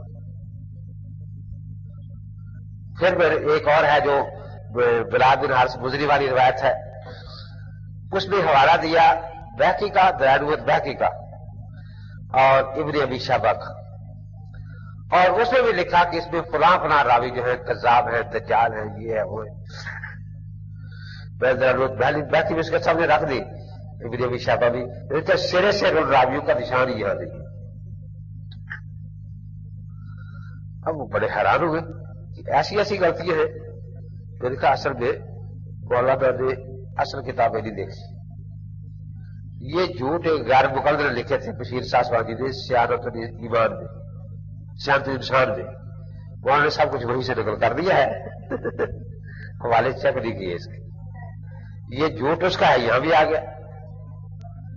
اب وہ 5-7 جب میں نے حوالے اتنے غلط دیے اس کے کہ بالکل ہے ہی نہیں سرے سے. میں نے کہا کتنا بڑا دھوکہ ہے. عثمانی نے بھی یہی باتیں لکھی وسیلے کی کتاب میں، اور اس نے جواہر قرآن سے لیے. جواہر قرآن والی سیانت انسان سے لیے. مجھے بھی جب بس اس پر میں پڑھتا رہا عثمانی کا رسالہ تو میں نے کہا کہ ان پڑھ آدمی ہے، غلطی کر رہا ہے. جب نیچے سے جواہر قرآن کہا تو جواہر قرآن میں بھی یہی ہے، دیکھیے جواہر قرآن اٹھا کے اس میں وہی تھا. پھر میں نے جب دیکھا کہ ہمارے تو بالکل غلط ہے یہ. اب وہ جواہر میں نے تلاش کیا کہ کہاں سے لیا اس نے، تو پتہ وہ سیانت انسان بھی سب کچھ لکھ رہا ہے، مقلدوں کی کتاب. یہ بشیر ساسوانی جب حج کے لیے گیا تو مدینہ منورہ نہیں گیا تھا نا، کہتا مدینہ منورہ جانا جائز نہیں ہے. اس پر اس نے جو شور بچایا تو مفتی ابن دہلان جو مفتی شافیہ تھے مکہ مکرمہ کے، انہوں نے اس کے خلاف رسالہ لکھا. اس لیے پھر ان کے خلاف یہ کتاب لکھی سیانت الانسان عن فتنۃ ابن دہلان. سیانت الانسان عن فتنۃ ابن دہلان. ان کے رد میں پھر مولانا عبدالحی صاحب کی کتابیں اتنی موٹی، وہ آج کل بازار میں نہیں ملتی. مولانا عبدالرشید نعمانی رحمۃ اللہ علیہ کے پاس تھی، ان سے میں نے پرچن کروائی تھی. انہوں نے کافی تفصیل پھر ان لوگوں کا رد کیا سب. اب وہ جناب جب انہوں نے جا کے پیش کیا کہ جس کو آپ بالکل ان پڑھ کہتے ہیں اس نے جواہر قرآن کی یہ غلطیاں نکالی ہے. وہ دیکھ کر حیران، یہ کیا ہے؟ ہم دیکھیے اس کے بعد پھر میں نے مولوی احسان اللہ صاحب ان کے جو بڑے صاحبزادے تھے ان سے میں نے عرض کیا، میں نے کہا میں نشان لگا دیتا ہوں، آپ ان کی تصحیح کر دیں۔ فریدہ ریشی نے نکال دیا، ایسی بات ہے، وہ مان گئے، بالکل ٹھیک ہے۔ لیکن مولوی سجاد بخاری صاحب نہیں مانے، ہم نہیں مانے، نکال دیا۔ اب ہمارا مقصد تو کسی کو بدنام کرنا نہیں، اس لیے میں نے ان کو شاید ہی کیا ان غلطیوں کو، کسی مضمون میں نہیں لکھا۔ میرا مقصد یہ تھا کہ وہ خاموشی سے ان کو نکال دے، بات ختم ہو جائے گی، لیکن یہ دھوکہ چلنا نہیں چاہیے آگے۔ اب جناب آج کل سنا ہے کہ آج کل کوئی اصلاح ہو رہی ہے، اس کی کہتے ہیں جی نیا چھپے گا لیکن وہ دے گے پرانے، اس میں کچھ تبدیلی کر رہے ہیں۔ تو اس میں کافی باتیں اہل سنت جماعت کے مسئلے کے خلاف ہیں، اس لیے عوام کو اس کے مطالعے سے منع کرنا چاہیے، اور جس کو پوری بصیرت ہو دونوں طرف کے دلائل کی وہ ہمیشہ مطالعہ کرے۔ البتہ ایک بات یہ ہے کہ سما کا مسئلہ حل کر دیا اس نے جواب قرآن نے، عجیب بات لکھی ہے جس کی طرف ہمارے بہت سے لوگوں کی توجہ دی گئی، بغیر کسی حوالے کے اگرچہ لکھی ہے کہ شیخ فرماتے ہیں کہ شافعیہ سما کے قائل ہیں اور حنفی سما کے قائل نہیں۔ کیوں؟ وجہ کیا ہے؟ حنفیوں کے نزدیک روح الیر یا سجیر میں رہتی ہے اور شافعی کے نزدیک روح قبر میں رہتی ہے۔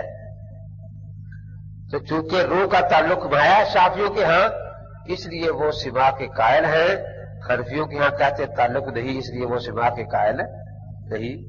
لیکن کسی حنفی کتاب کا حوالہ نہیں دیا انہوں نے، لیکن یہ بات معلوم ہو گئی کہ اس مسئلے کا تعلق شرک توحید سے نہیں، صرف روح کے تعلق سے ہے۔ اگر روح کا تعلق ثابت ہو جائے تو سما ثابت ہوگا، اگر روح کا تعلق ثابت نہ ہو تو سما ثابت نہیں ہوگا۔ شرک اور توحید سے کوئی تعلق نہیں۔ دیکھو عام فہم بات میں سمجھو، یہ ایک بت رکھا ہے کسی کا،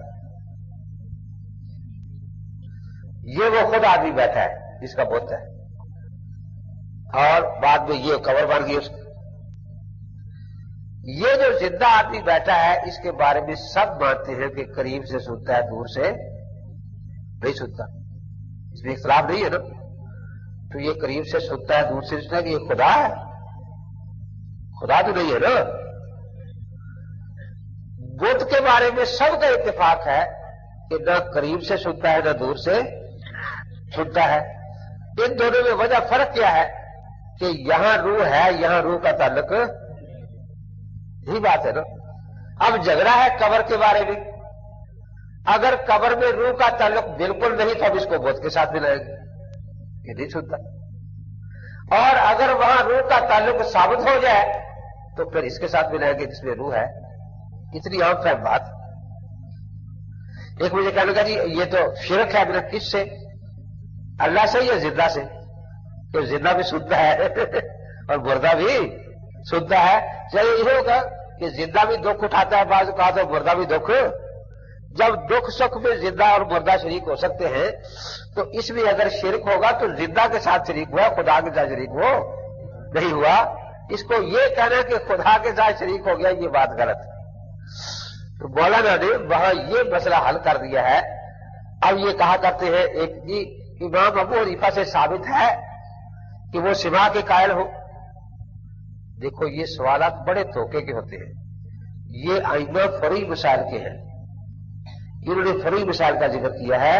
عقائد ہمارے عقائد کی کتابوں میں، اور چونکہ عقائد میں سب کا اتفاق ہے چاروں اماموں کا، اس لیے وہاں قال شافعی، قال مالک، قال ابو حنیفہ لکھنے کی ضرورت نہیں پڑتی۔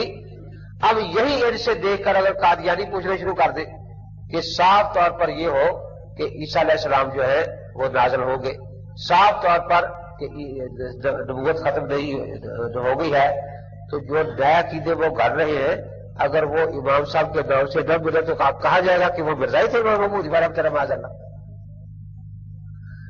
یہ بات سمجھے، یہ ہے فروعی مسائل، ان میں ائمہ کا اختلاف ہے، وہاں لکھنا پڑتا ہے قال ابو حنیفہ، قال شافعی، قال احمد، قال مالک۔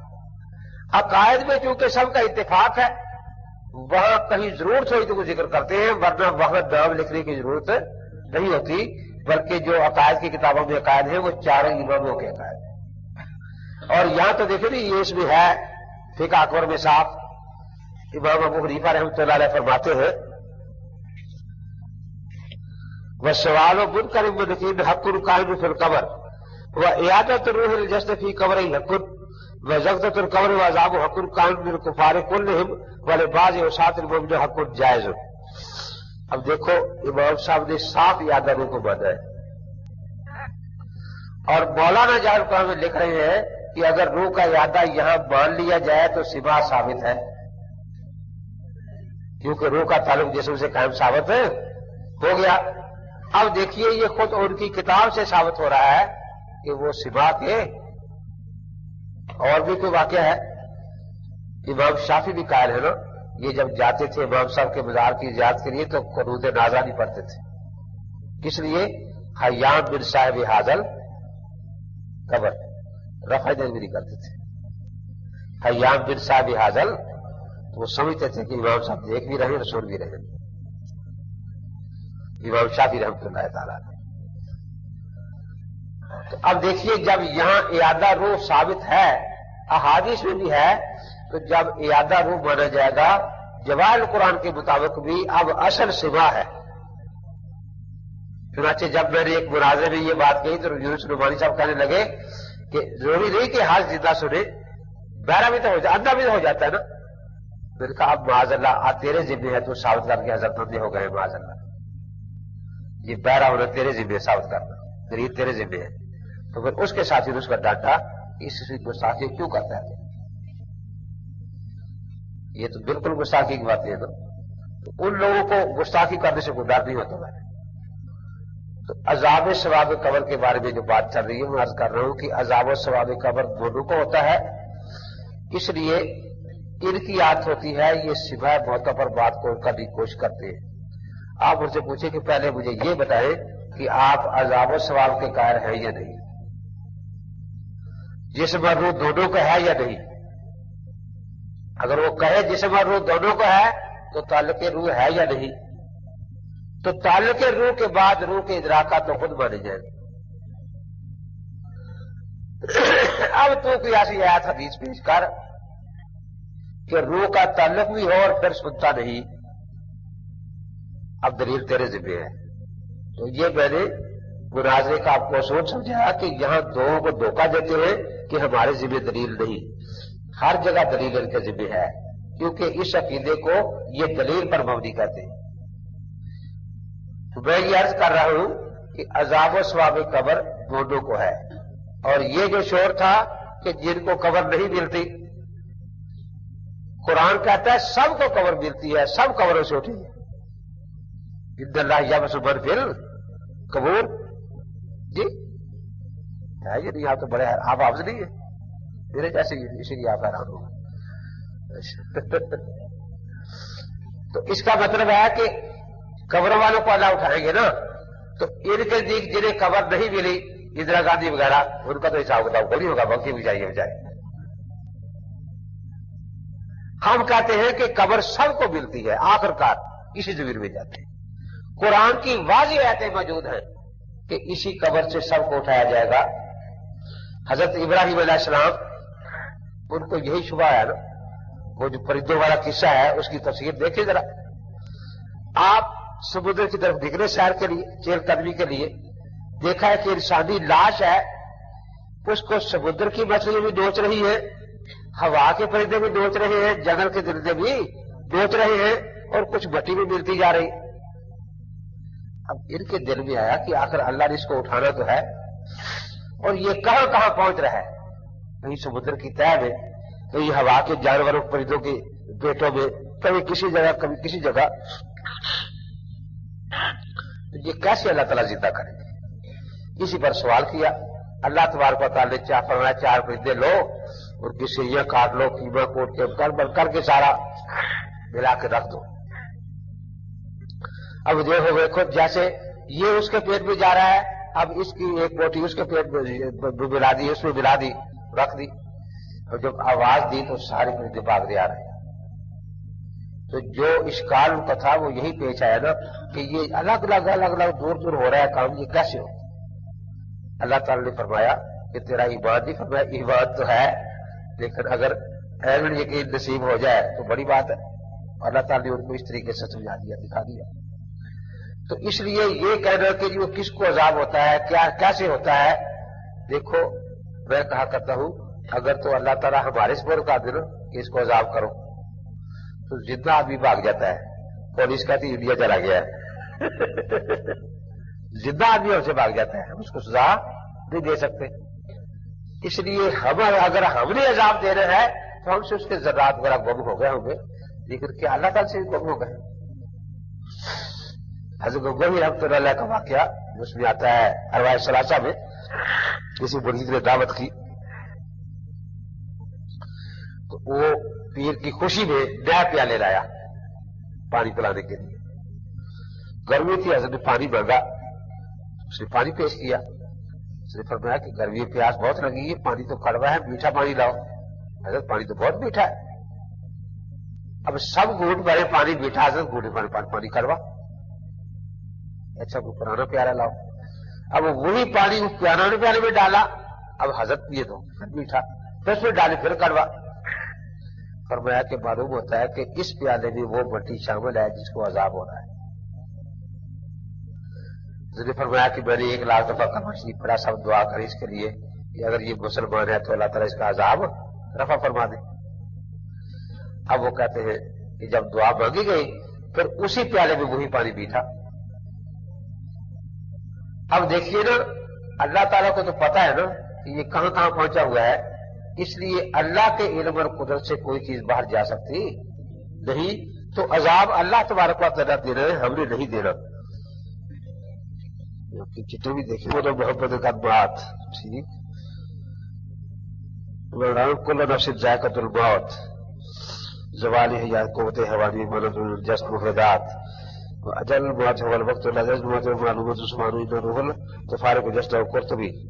تو میں نے دونوں بارے بتائے تھے کہ روح کا جسم سے نہ آنا یہ بھی موت ہے اور روح کا جسم سے نکل جانا یہ بھی.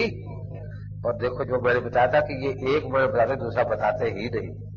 اب انہوں نے بھی وہی کچھ لکھا ہے جو ان کا آدھے بیچارے مانتے ہیں. آفتوں میں انہوں نے بعض کتابیں بتا کرو نا رہا من کان یا مطلب محمد، تو یہ حیات پر بحث ہے کہ انشاءاللہ اس کی تفصیل عرض کروں گا. وعبد رب کا حتیات یہ کل یقین تمام کی یہاں یقین سے بہت مراد لی ہے. اور ساری بصلاۃ و زکات معدوم تو حیا اجامہ سے ان کا تعامل ہو. اچھا پھر اب وہ کہتے ہیں کہ وہ جو حدیث ہے نا الانبیاء احیاء فیکم وهم یصلون، اس میں ہے کہ نماز پڑھتے ہیں نبی، اور ان آیتوں میں ہے کہ نماز موت تک ہوتی ہے پھر نہیں ہوتی. اس لیے وہ حدیث قرآن کے خلاف ہے. یہ ساری باتیں مرزا قادیانی سے لی ہیں، ازالہ وہاب سے.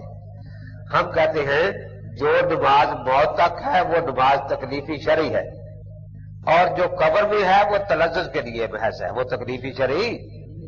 اور غیر تلذذ کے لیے تو جنت میں آتا ہے کہ اذکار جاری ہوگی، سانس کے ساتھ ذکر جاری ہوگا، وہ تلذذ کے لیے ہے، تکلیفی شرعی نہیں ہے. تو یہ مرزا قادیانی سے بیچارے مانگ رہے ہیں باتیں. ویسے اچھا ہے ایسی باتیں ساری آ جائیں. آیت پڑی فرمایا فرعون کا جس میں دونوں کو عذاب ہو رہا ہے، پھر کا دنیا میں جو سالم ہے لہذا فرمائے تو سالم ہونے کا قیامت میں عذاب نہیں ہو رہا، وہ تو پردے میں ہے نا عذاب. یہ اس سے کیسے ثابت ہو کہ عذاب ہو نہیں رہا؟ یہ کہو کہ ہمارے شعور میں وہ عذاب نہیں. لیکن حضرت عمر والا ایمان پیدا کرو، فرماتے تھے کہ یہ کھوپڑی سراپا آگ ہے. اسی طرح ہمارا عقیدہ ہے کوئی سالم نظر آ رہا ہے وہ سراپا عذاب ہے. اس کا باطن شارع دونوں حنفی ہے. یہ بات غلط ہے کہ شارع اس کا حنفی ہے، بہت ضروری ہے. 3 قسمیں رحمیہ دین میں ہوتی ہے، رائے شاید قدوں میں ہوتی ہے. یہ سمجھ میں عربی میں ساری بات پوری تفصیل سے آئے گی انشاءاللہ. عزت نفوس زوجہ تمام اسے ترجمہ کرتے ہیں کہ روح کو جس میں اکٹھا کیا جائے گا. جھوٹ بولنے کی عادت اچھی نہیں ہے. ویسے ایک تفسیر اس کی خود قرآن میں ہے، کنتم ازواجا ثلاثہ.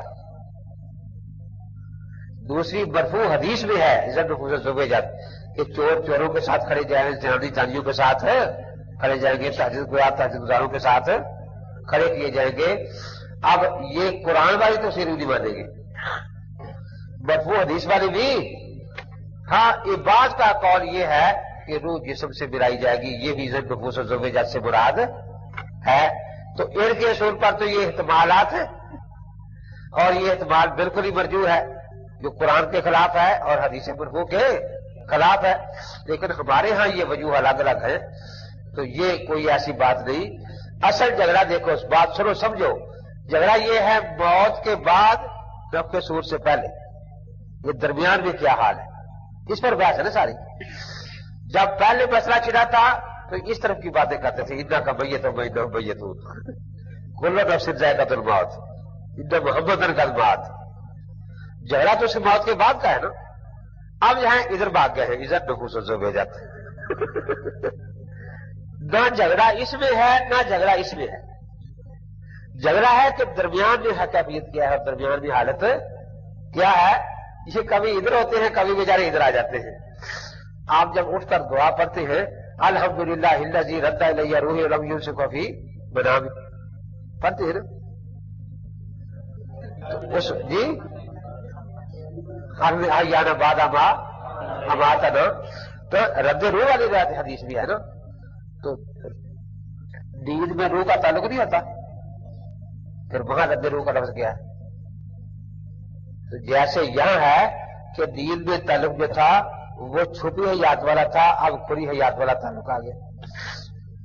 وہاں جب نفوس زوجات کا معنی اگر کسی نے رد روح کیا ہے تو یہی مطلب ہے کہ قبر کی کھلی حیات سے، چھپی حیات سے کھلی حیات میں انسان آ جائے۔ تو جیسے روز نیند کے بعد آپ دعا پڑھتے ہیں کہ اللہ تعالیٰ کا شکر ہے اس نے روح لوٹا دی، حالانکہ نیند میں روح کا تعلق تھا یا نہیں، بلکہ اتنا تھا کہ نبض بھی چل رہی تھی، بات چیزیں شعور میں بھی تھی، لیکن پھر بھی ہم نے اٹھ کر کہا کہ تیرا شکر ہے تو نے روح لوٹا دی۔ تو کیا مطلب؟ چھپی حیات سے کھلی حیات میں آنے کو بھی حدیث میں رد روح کہا گیا ہے۔ اس طرح قبر کی چھپی حیات سے کھلی حیات حقیقت حشر والی اس میں آنے کو رد روح کہا گیا ہے۔ تو یہ اپنے فہم کی غلطیاں ہیں، قرآن حدیث میں کوئی ایسا تقابل اور اختلاف نہیں ہے۔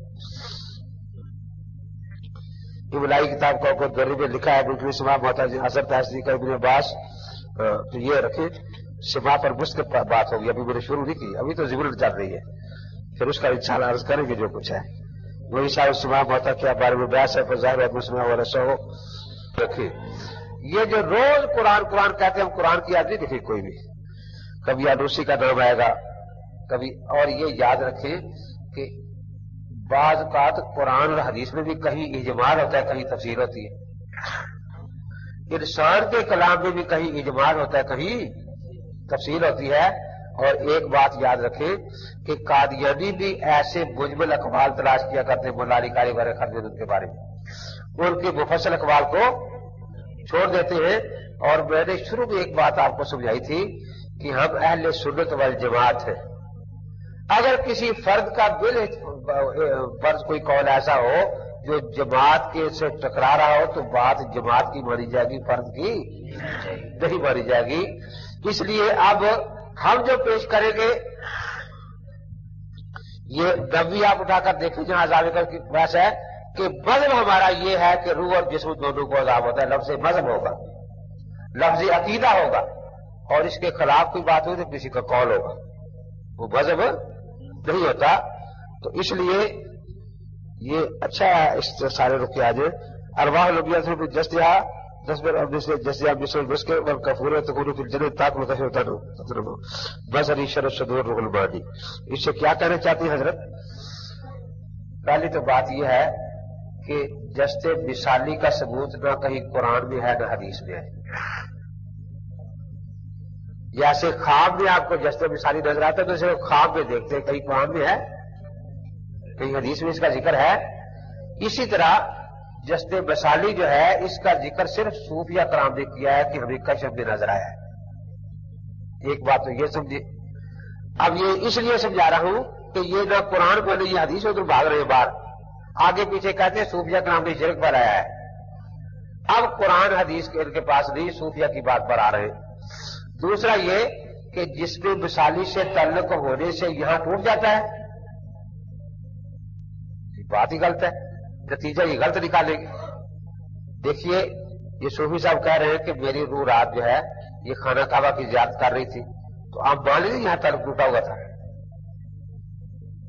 जी। वो लंबी हदीस बुखारी में हजरत के ख्वाब वाली है। हजरत की रूह मुबारक जब जन्नत में थी तो यहां ताल्लुक टूटा हुआ था जी। तो फिर सबज परिंदों में जन्नत में सार कर यहां ताल्लुक कैसे टूटा?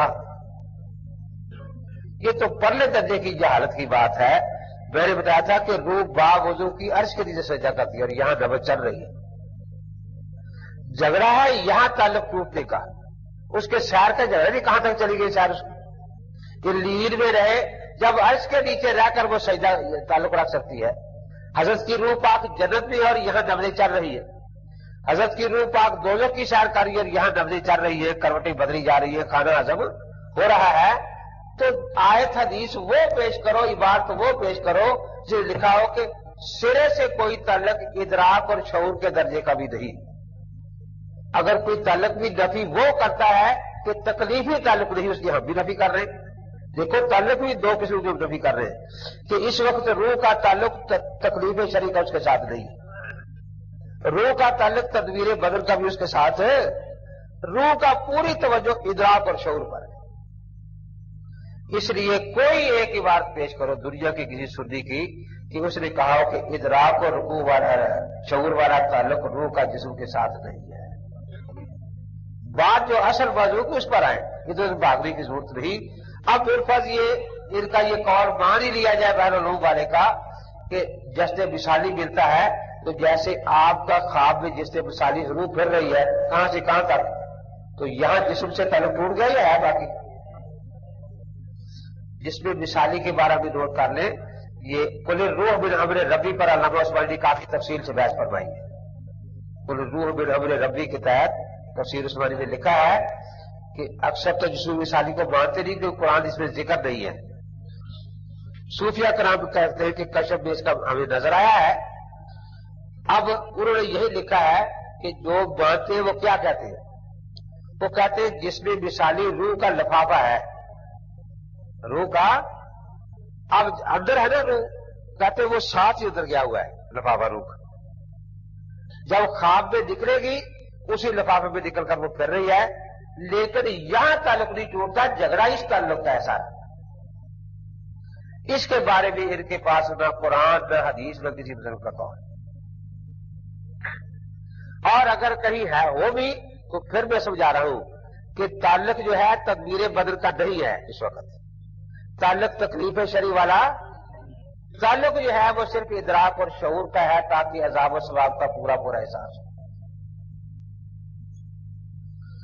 ये मैंने इसलिए वजाहत कर दी कि परसों ही एक आदमी ने मुझे मुश्किलात कुरान दिखाई थे कि शाह साहब लिखते हैं शाह अब्दुल अजीज के हवाले से कि रूह को जिस्म से ताल्लुक नहीं होता।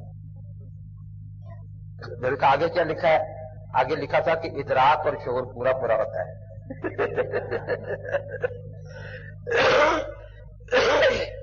मैंने कहा जब इदराक और शऊर मान लिया तो अब तो तुम्हें सिवा भी मानना पड़ेगा, क्योंकि इसका ताल्लुक इदराक और शऊर से है।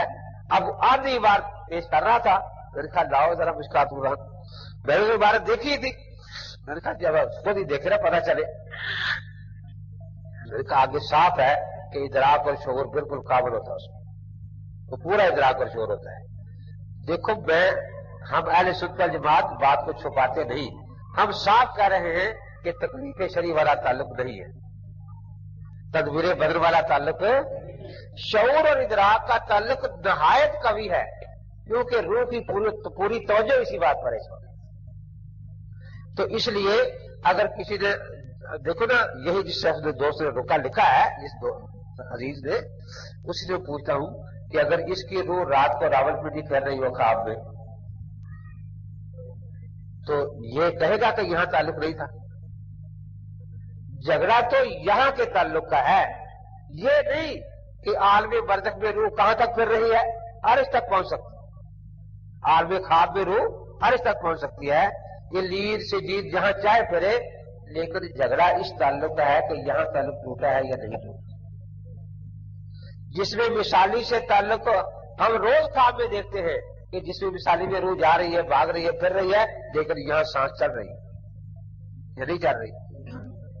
अब समझ परिंदों में वहां हो भी ٹھیک ہے حدیث خبر واحد ہے وہ، ان کو تو پیش نہیں کرنی چاہیے بیچاروں کو، اس لیے احمد شہید مناظر پیش نہیں کی تھی، کیونکہ وہ میں نے مناظرہ شروع کیا احادیث سے، کیونکہ احادیث عبارت النص ہے نا، اور عوام عبارت النص کو آسانی سے سمجھ جاتے ہیں۔ قرآن پیش کرو، قرآن پیش کرو۔ اب اس نے پہلے تو حدیث غلط پڑھی علامہ صاحب نے، اللہ کے نبی نے فرمایا ترکت فیکم امرین اولہما کتاب اللہ وثانیہما سنتی، میں نے کہا ان الفاظ میں حدیث دنیا کی کسی کتاب میں نہیں کہ تو نے پڑھی۔ مولوی ساتھ بیٹھے تھے ان کی جماعت کے، انہوں نے موتا اٹھائی کتابیں دیکھی، ان الفاظ میں نہیں تھی۔ پھر اس کو انہوں نے کھول کر نسائی شریف دی، ابن مسعود کا جو قول ہے کہ ہم پہلے مسئلہ کتاب اللہ سے لیتے ہیں، پھر رسول اللہ سے، پھر اجماع سے، پھر اجتہاد سے۔ اس نے یہ قول پڑھا ابن مسعود کا، میں نے کہا مجھے کہتا ہے قرآن پر تو حدیث بھی نہیں پڑھتا، قول پر ہے۔ پھر عجیب بات ہے کہ تو نے چھوٹی سی کتاب لکھی ہے دمدمہ، اس میں تو نے لکھا ہے کہ احمد شیعہ ہے اور ابو معاویہ تدلیس کا مریض ہے، یہ دونوں راوی اس قول میں موجود ہے جو تو پڑھ رہا ہے۔ اس کے ساتھ ہی میں نے ذرا ڈانٹ دیا، میں نے کہا سب پر حدیث نہ پڑھو، اس میں دونوں راوی احمد بھی ہے ابو معاویہ بھی ہے، جو وہ کہتا ہے تم شیعوں کی باتیں پہ گیا، تم نہ ابو معاویہ تم شیعہ لکھتے ہو، اس لیے شیعوں کے گھر نہ جانا قرآن سنانا آج ہمیں کوئی یاد۔ اس میں چاہتے سارے مناظر میں سب حدیث پڑھی کرتے، مجھے پتا تھا کہ میں اپنی کتاب سے پکڑا جاؤں گا۔ ابو معاویہ کو شیعہ کہتے ہیں، ہم اس کو ابو معاویہ تدلیس کا مریض احمد شیعہ، حالانکہ امام ابو حنیفہ کے استاد حدیث ہے امام ابو رحمۃ اللہ تعالیٰ علیہ، ابو معاویہ ضریر امام احمد بن حنبل کے استاد حدیث ہے، اور ان کے بارے میں یہ اس قسم کی چرچا کرتے ہیں۔ تو بہرحال یہ سبز پرندوں میں ایسی سیر ہے، یہ حیات اجسام میں ہے، لیکن روح کا تعلق یہاں ہونے کے ساتھ سبز پرندوں میں صبح و شام ہوتا ہے سیر کے لیے، جیسے آپ کے خواب میں ہوتا ہے۔ آج تک مجھے کوئی ایسا بیوقوف نہیں ملا کہ کسی نے خواب سنایا ہو کہ میں رات انگلینڈ میں پھر رہا تھا، میری روح خواب میں، اور اس نے مانا ہو کہ یہاں موت آ گئی ہے۔ یہاں سے تعلق کرنے کی کوئی بات نہیں، ہم قرآن اور حدیث دونوں کو مانتے ہیں۔ مقدار بنیاد کہاں سے اور کیسے کیوں پیدا ہوئے، ترک تقلید سب کی بنیاد ہے اور کچھ نہیں ہے۔ یہ باقی رکے رہا۔ خدایا اول و آخر بھی تو ہے، خدایا ظاہر و باطن بھی تو ہے، نہیں اول کو آخر سے جدائی، ورائے عقل ہے تیری خدائی۔ ہم نے ہر دور میں تقدیس رسالت کے لیے وقت کی تیز ہواؤں سے بغاوت کی ہے، توڑ کر سلسلے رسم سیاست کا حسن، فقط ایک نام محمد سے محبت کی ہے۔ یہ بات آیا ہے دنیا پر، ہم پھول بھی ہیں تلوار بھی ہیں، یا بزم جہاں مہکائیں گے یا خون میں نہا کر دم لیں گے۔ سو چاہے کفیل اب کچھ بھی ہو، ہر حال میں اپنا حق لیں گے، عزت سے جیے تو جی لیں گے یا جام شہادت پی لیں گے۔ تم شوق سے کالج میں پھلو پارک میں پھولو، جائز ہے غباروں پہ اڑو چرخ میں جھولو، بس ایک سخن بندے عاجز کا رہے یاد، اللہ کو اور اپنی حقیقت کو نہ بھولو۔ قدم بڑھاؤ ترقی کرو ضرور ولے، قدم بڑھاؤ ترقی کرو ضرور ولے، رہے رسول کے قدموں میں سر خدا کے لیے۔ آخری شعر ہے کہ جب تجھ بن کوئی وجود نہیں، جب تجھ بن کوئی وجود نہیں، تو پھر یہ ہنگامہ اے خدا کیا ہے، وما علینا الا البلاغ۔ حضور آئے تو سر آفرینش پا گئی دنیا، حضور آئے تو سر آفرینش پا گئی دنیا، اندھیروں سے نکل کر اجالے میں آ گئی دنیا، ستے چہروں سے زنگ اترا ستے چہروں پہ نور آیا، حضور آئے تو انسانوں کو جینے کا شعور آیا۔ سر سے لے کر پاؤں تک تنویر ہی تنویر ہے، سر سے لے کر پاؤں تک تنویر ہی تنویر ہے، جیسے منہ بولتا قرآن وہ تقریر ہے۔ حسن محمد کو دیکھ کر سوچتی ہے یہ دنیا، وہ مصور کیسا ہوگا جس کی یہ تصویر ہے۔ حق نے کر ڈالی ہے دوہری خدمتیں تیرے سپرد، حق نے کر ڈالی ہے دوہری خدمتیں تیرے سپرد، خود تڑپنا ہی نہیں اوروں کو تڑپانا بھی ہے۔ تو کیا ڈر ہے جو ہو ساری خدائی بھی مخالف، تو کیا ڈر ہے جو ہو ساری خدائی بھی مخالف، کافی ہے اگر ایک خدا میرے لیے ہے، توحید تو یہ ہے کہ خدا حشر میں کہہ دے یہ بندہ دو عالم سے خفا میرے لیے ہے۔ یہ دن غروب نہ ہو جائے راستے میں کہیں، یہ دن غروب نہ ہو جائے راستے میں کہیں، نکل چلو کہ ابھی آفتاب باقی ہے۔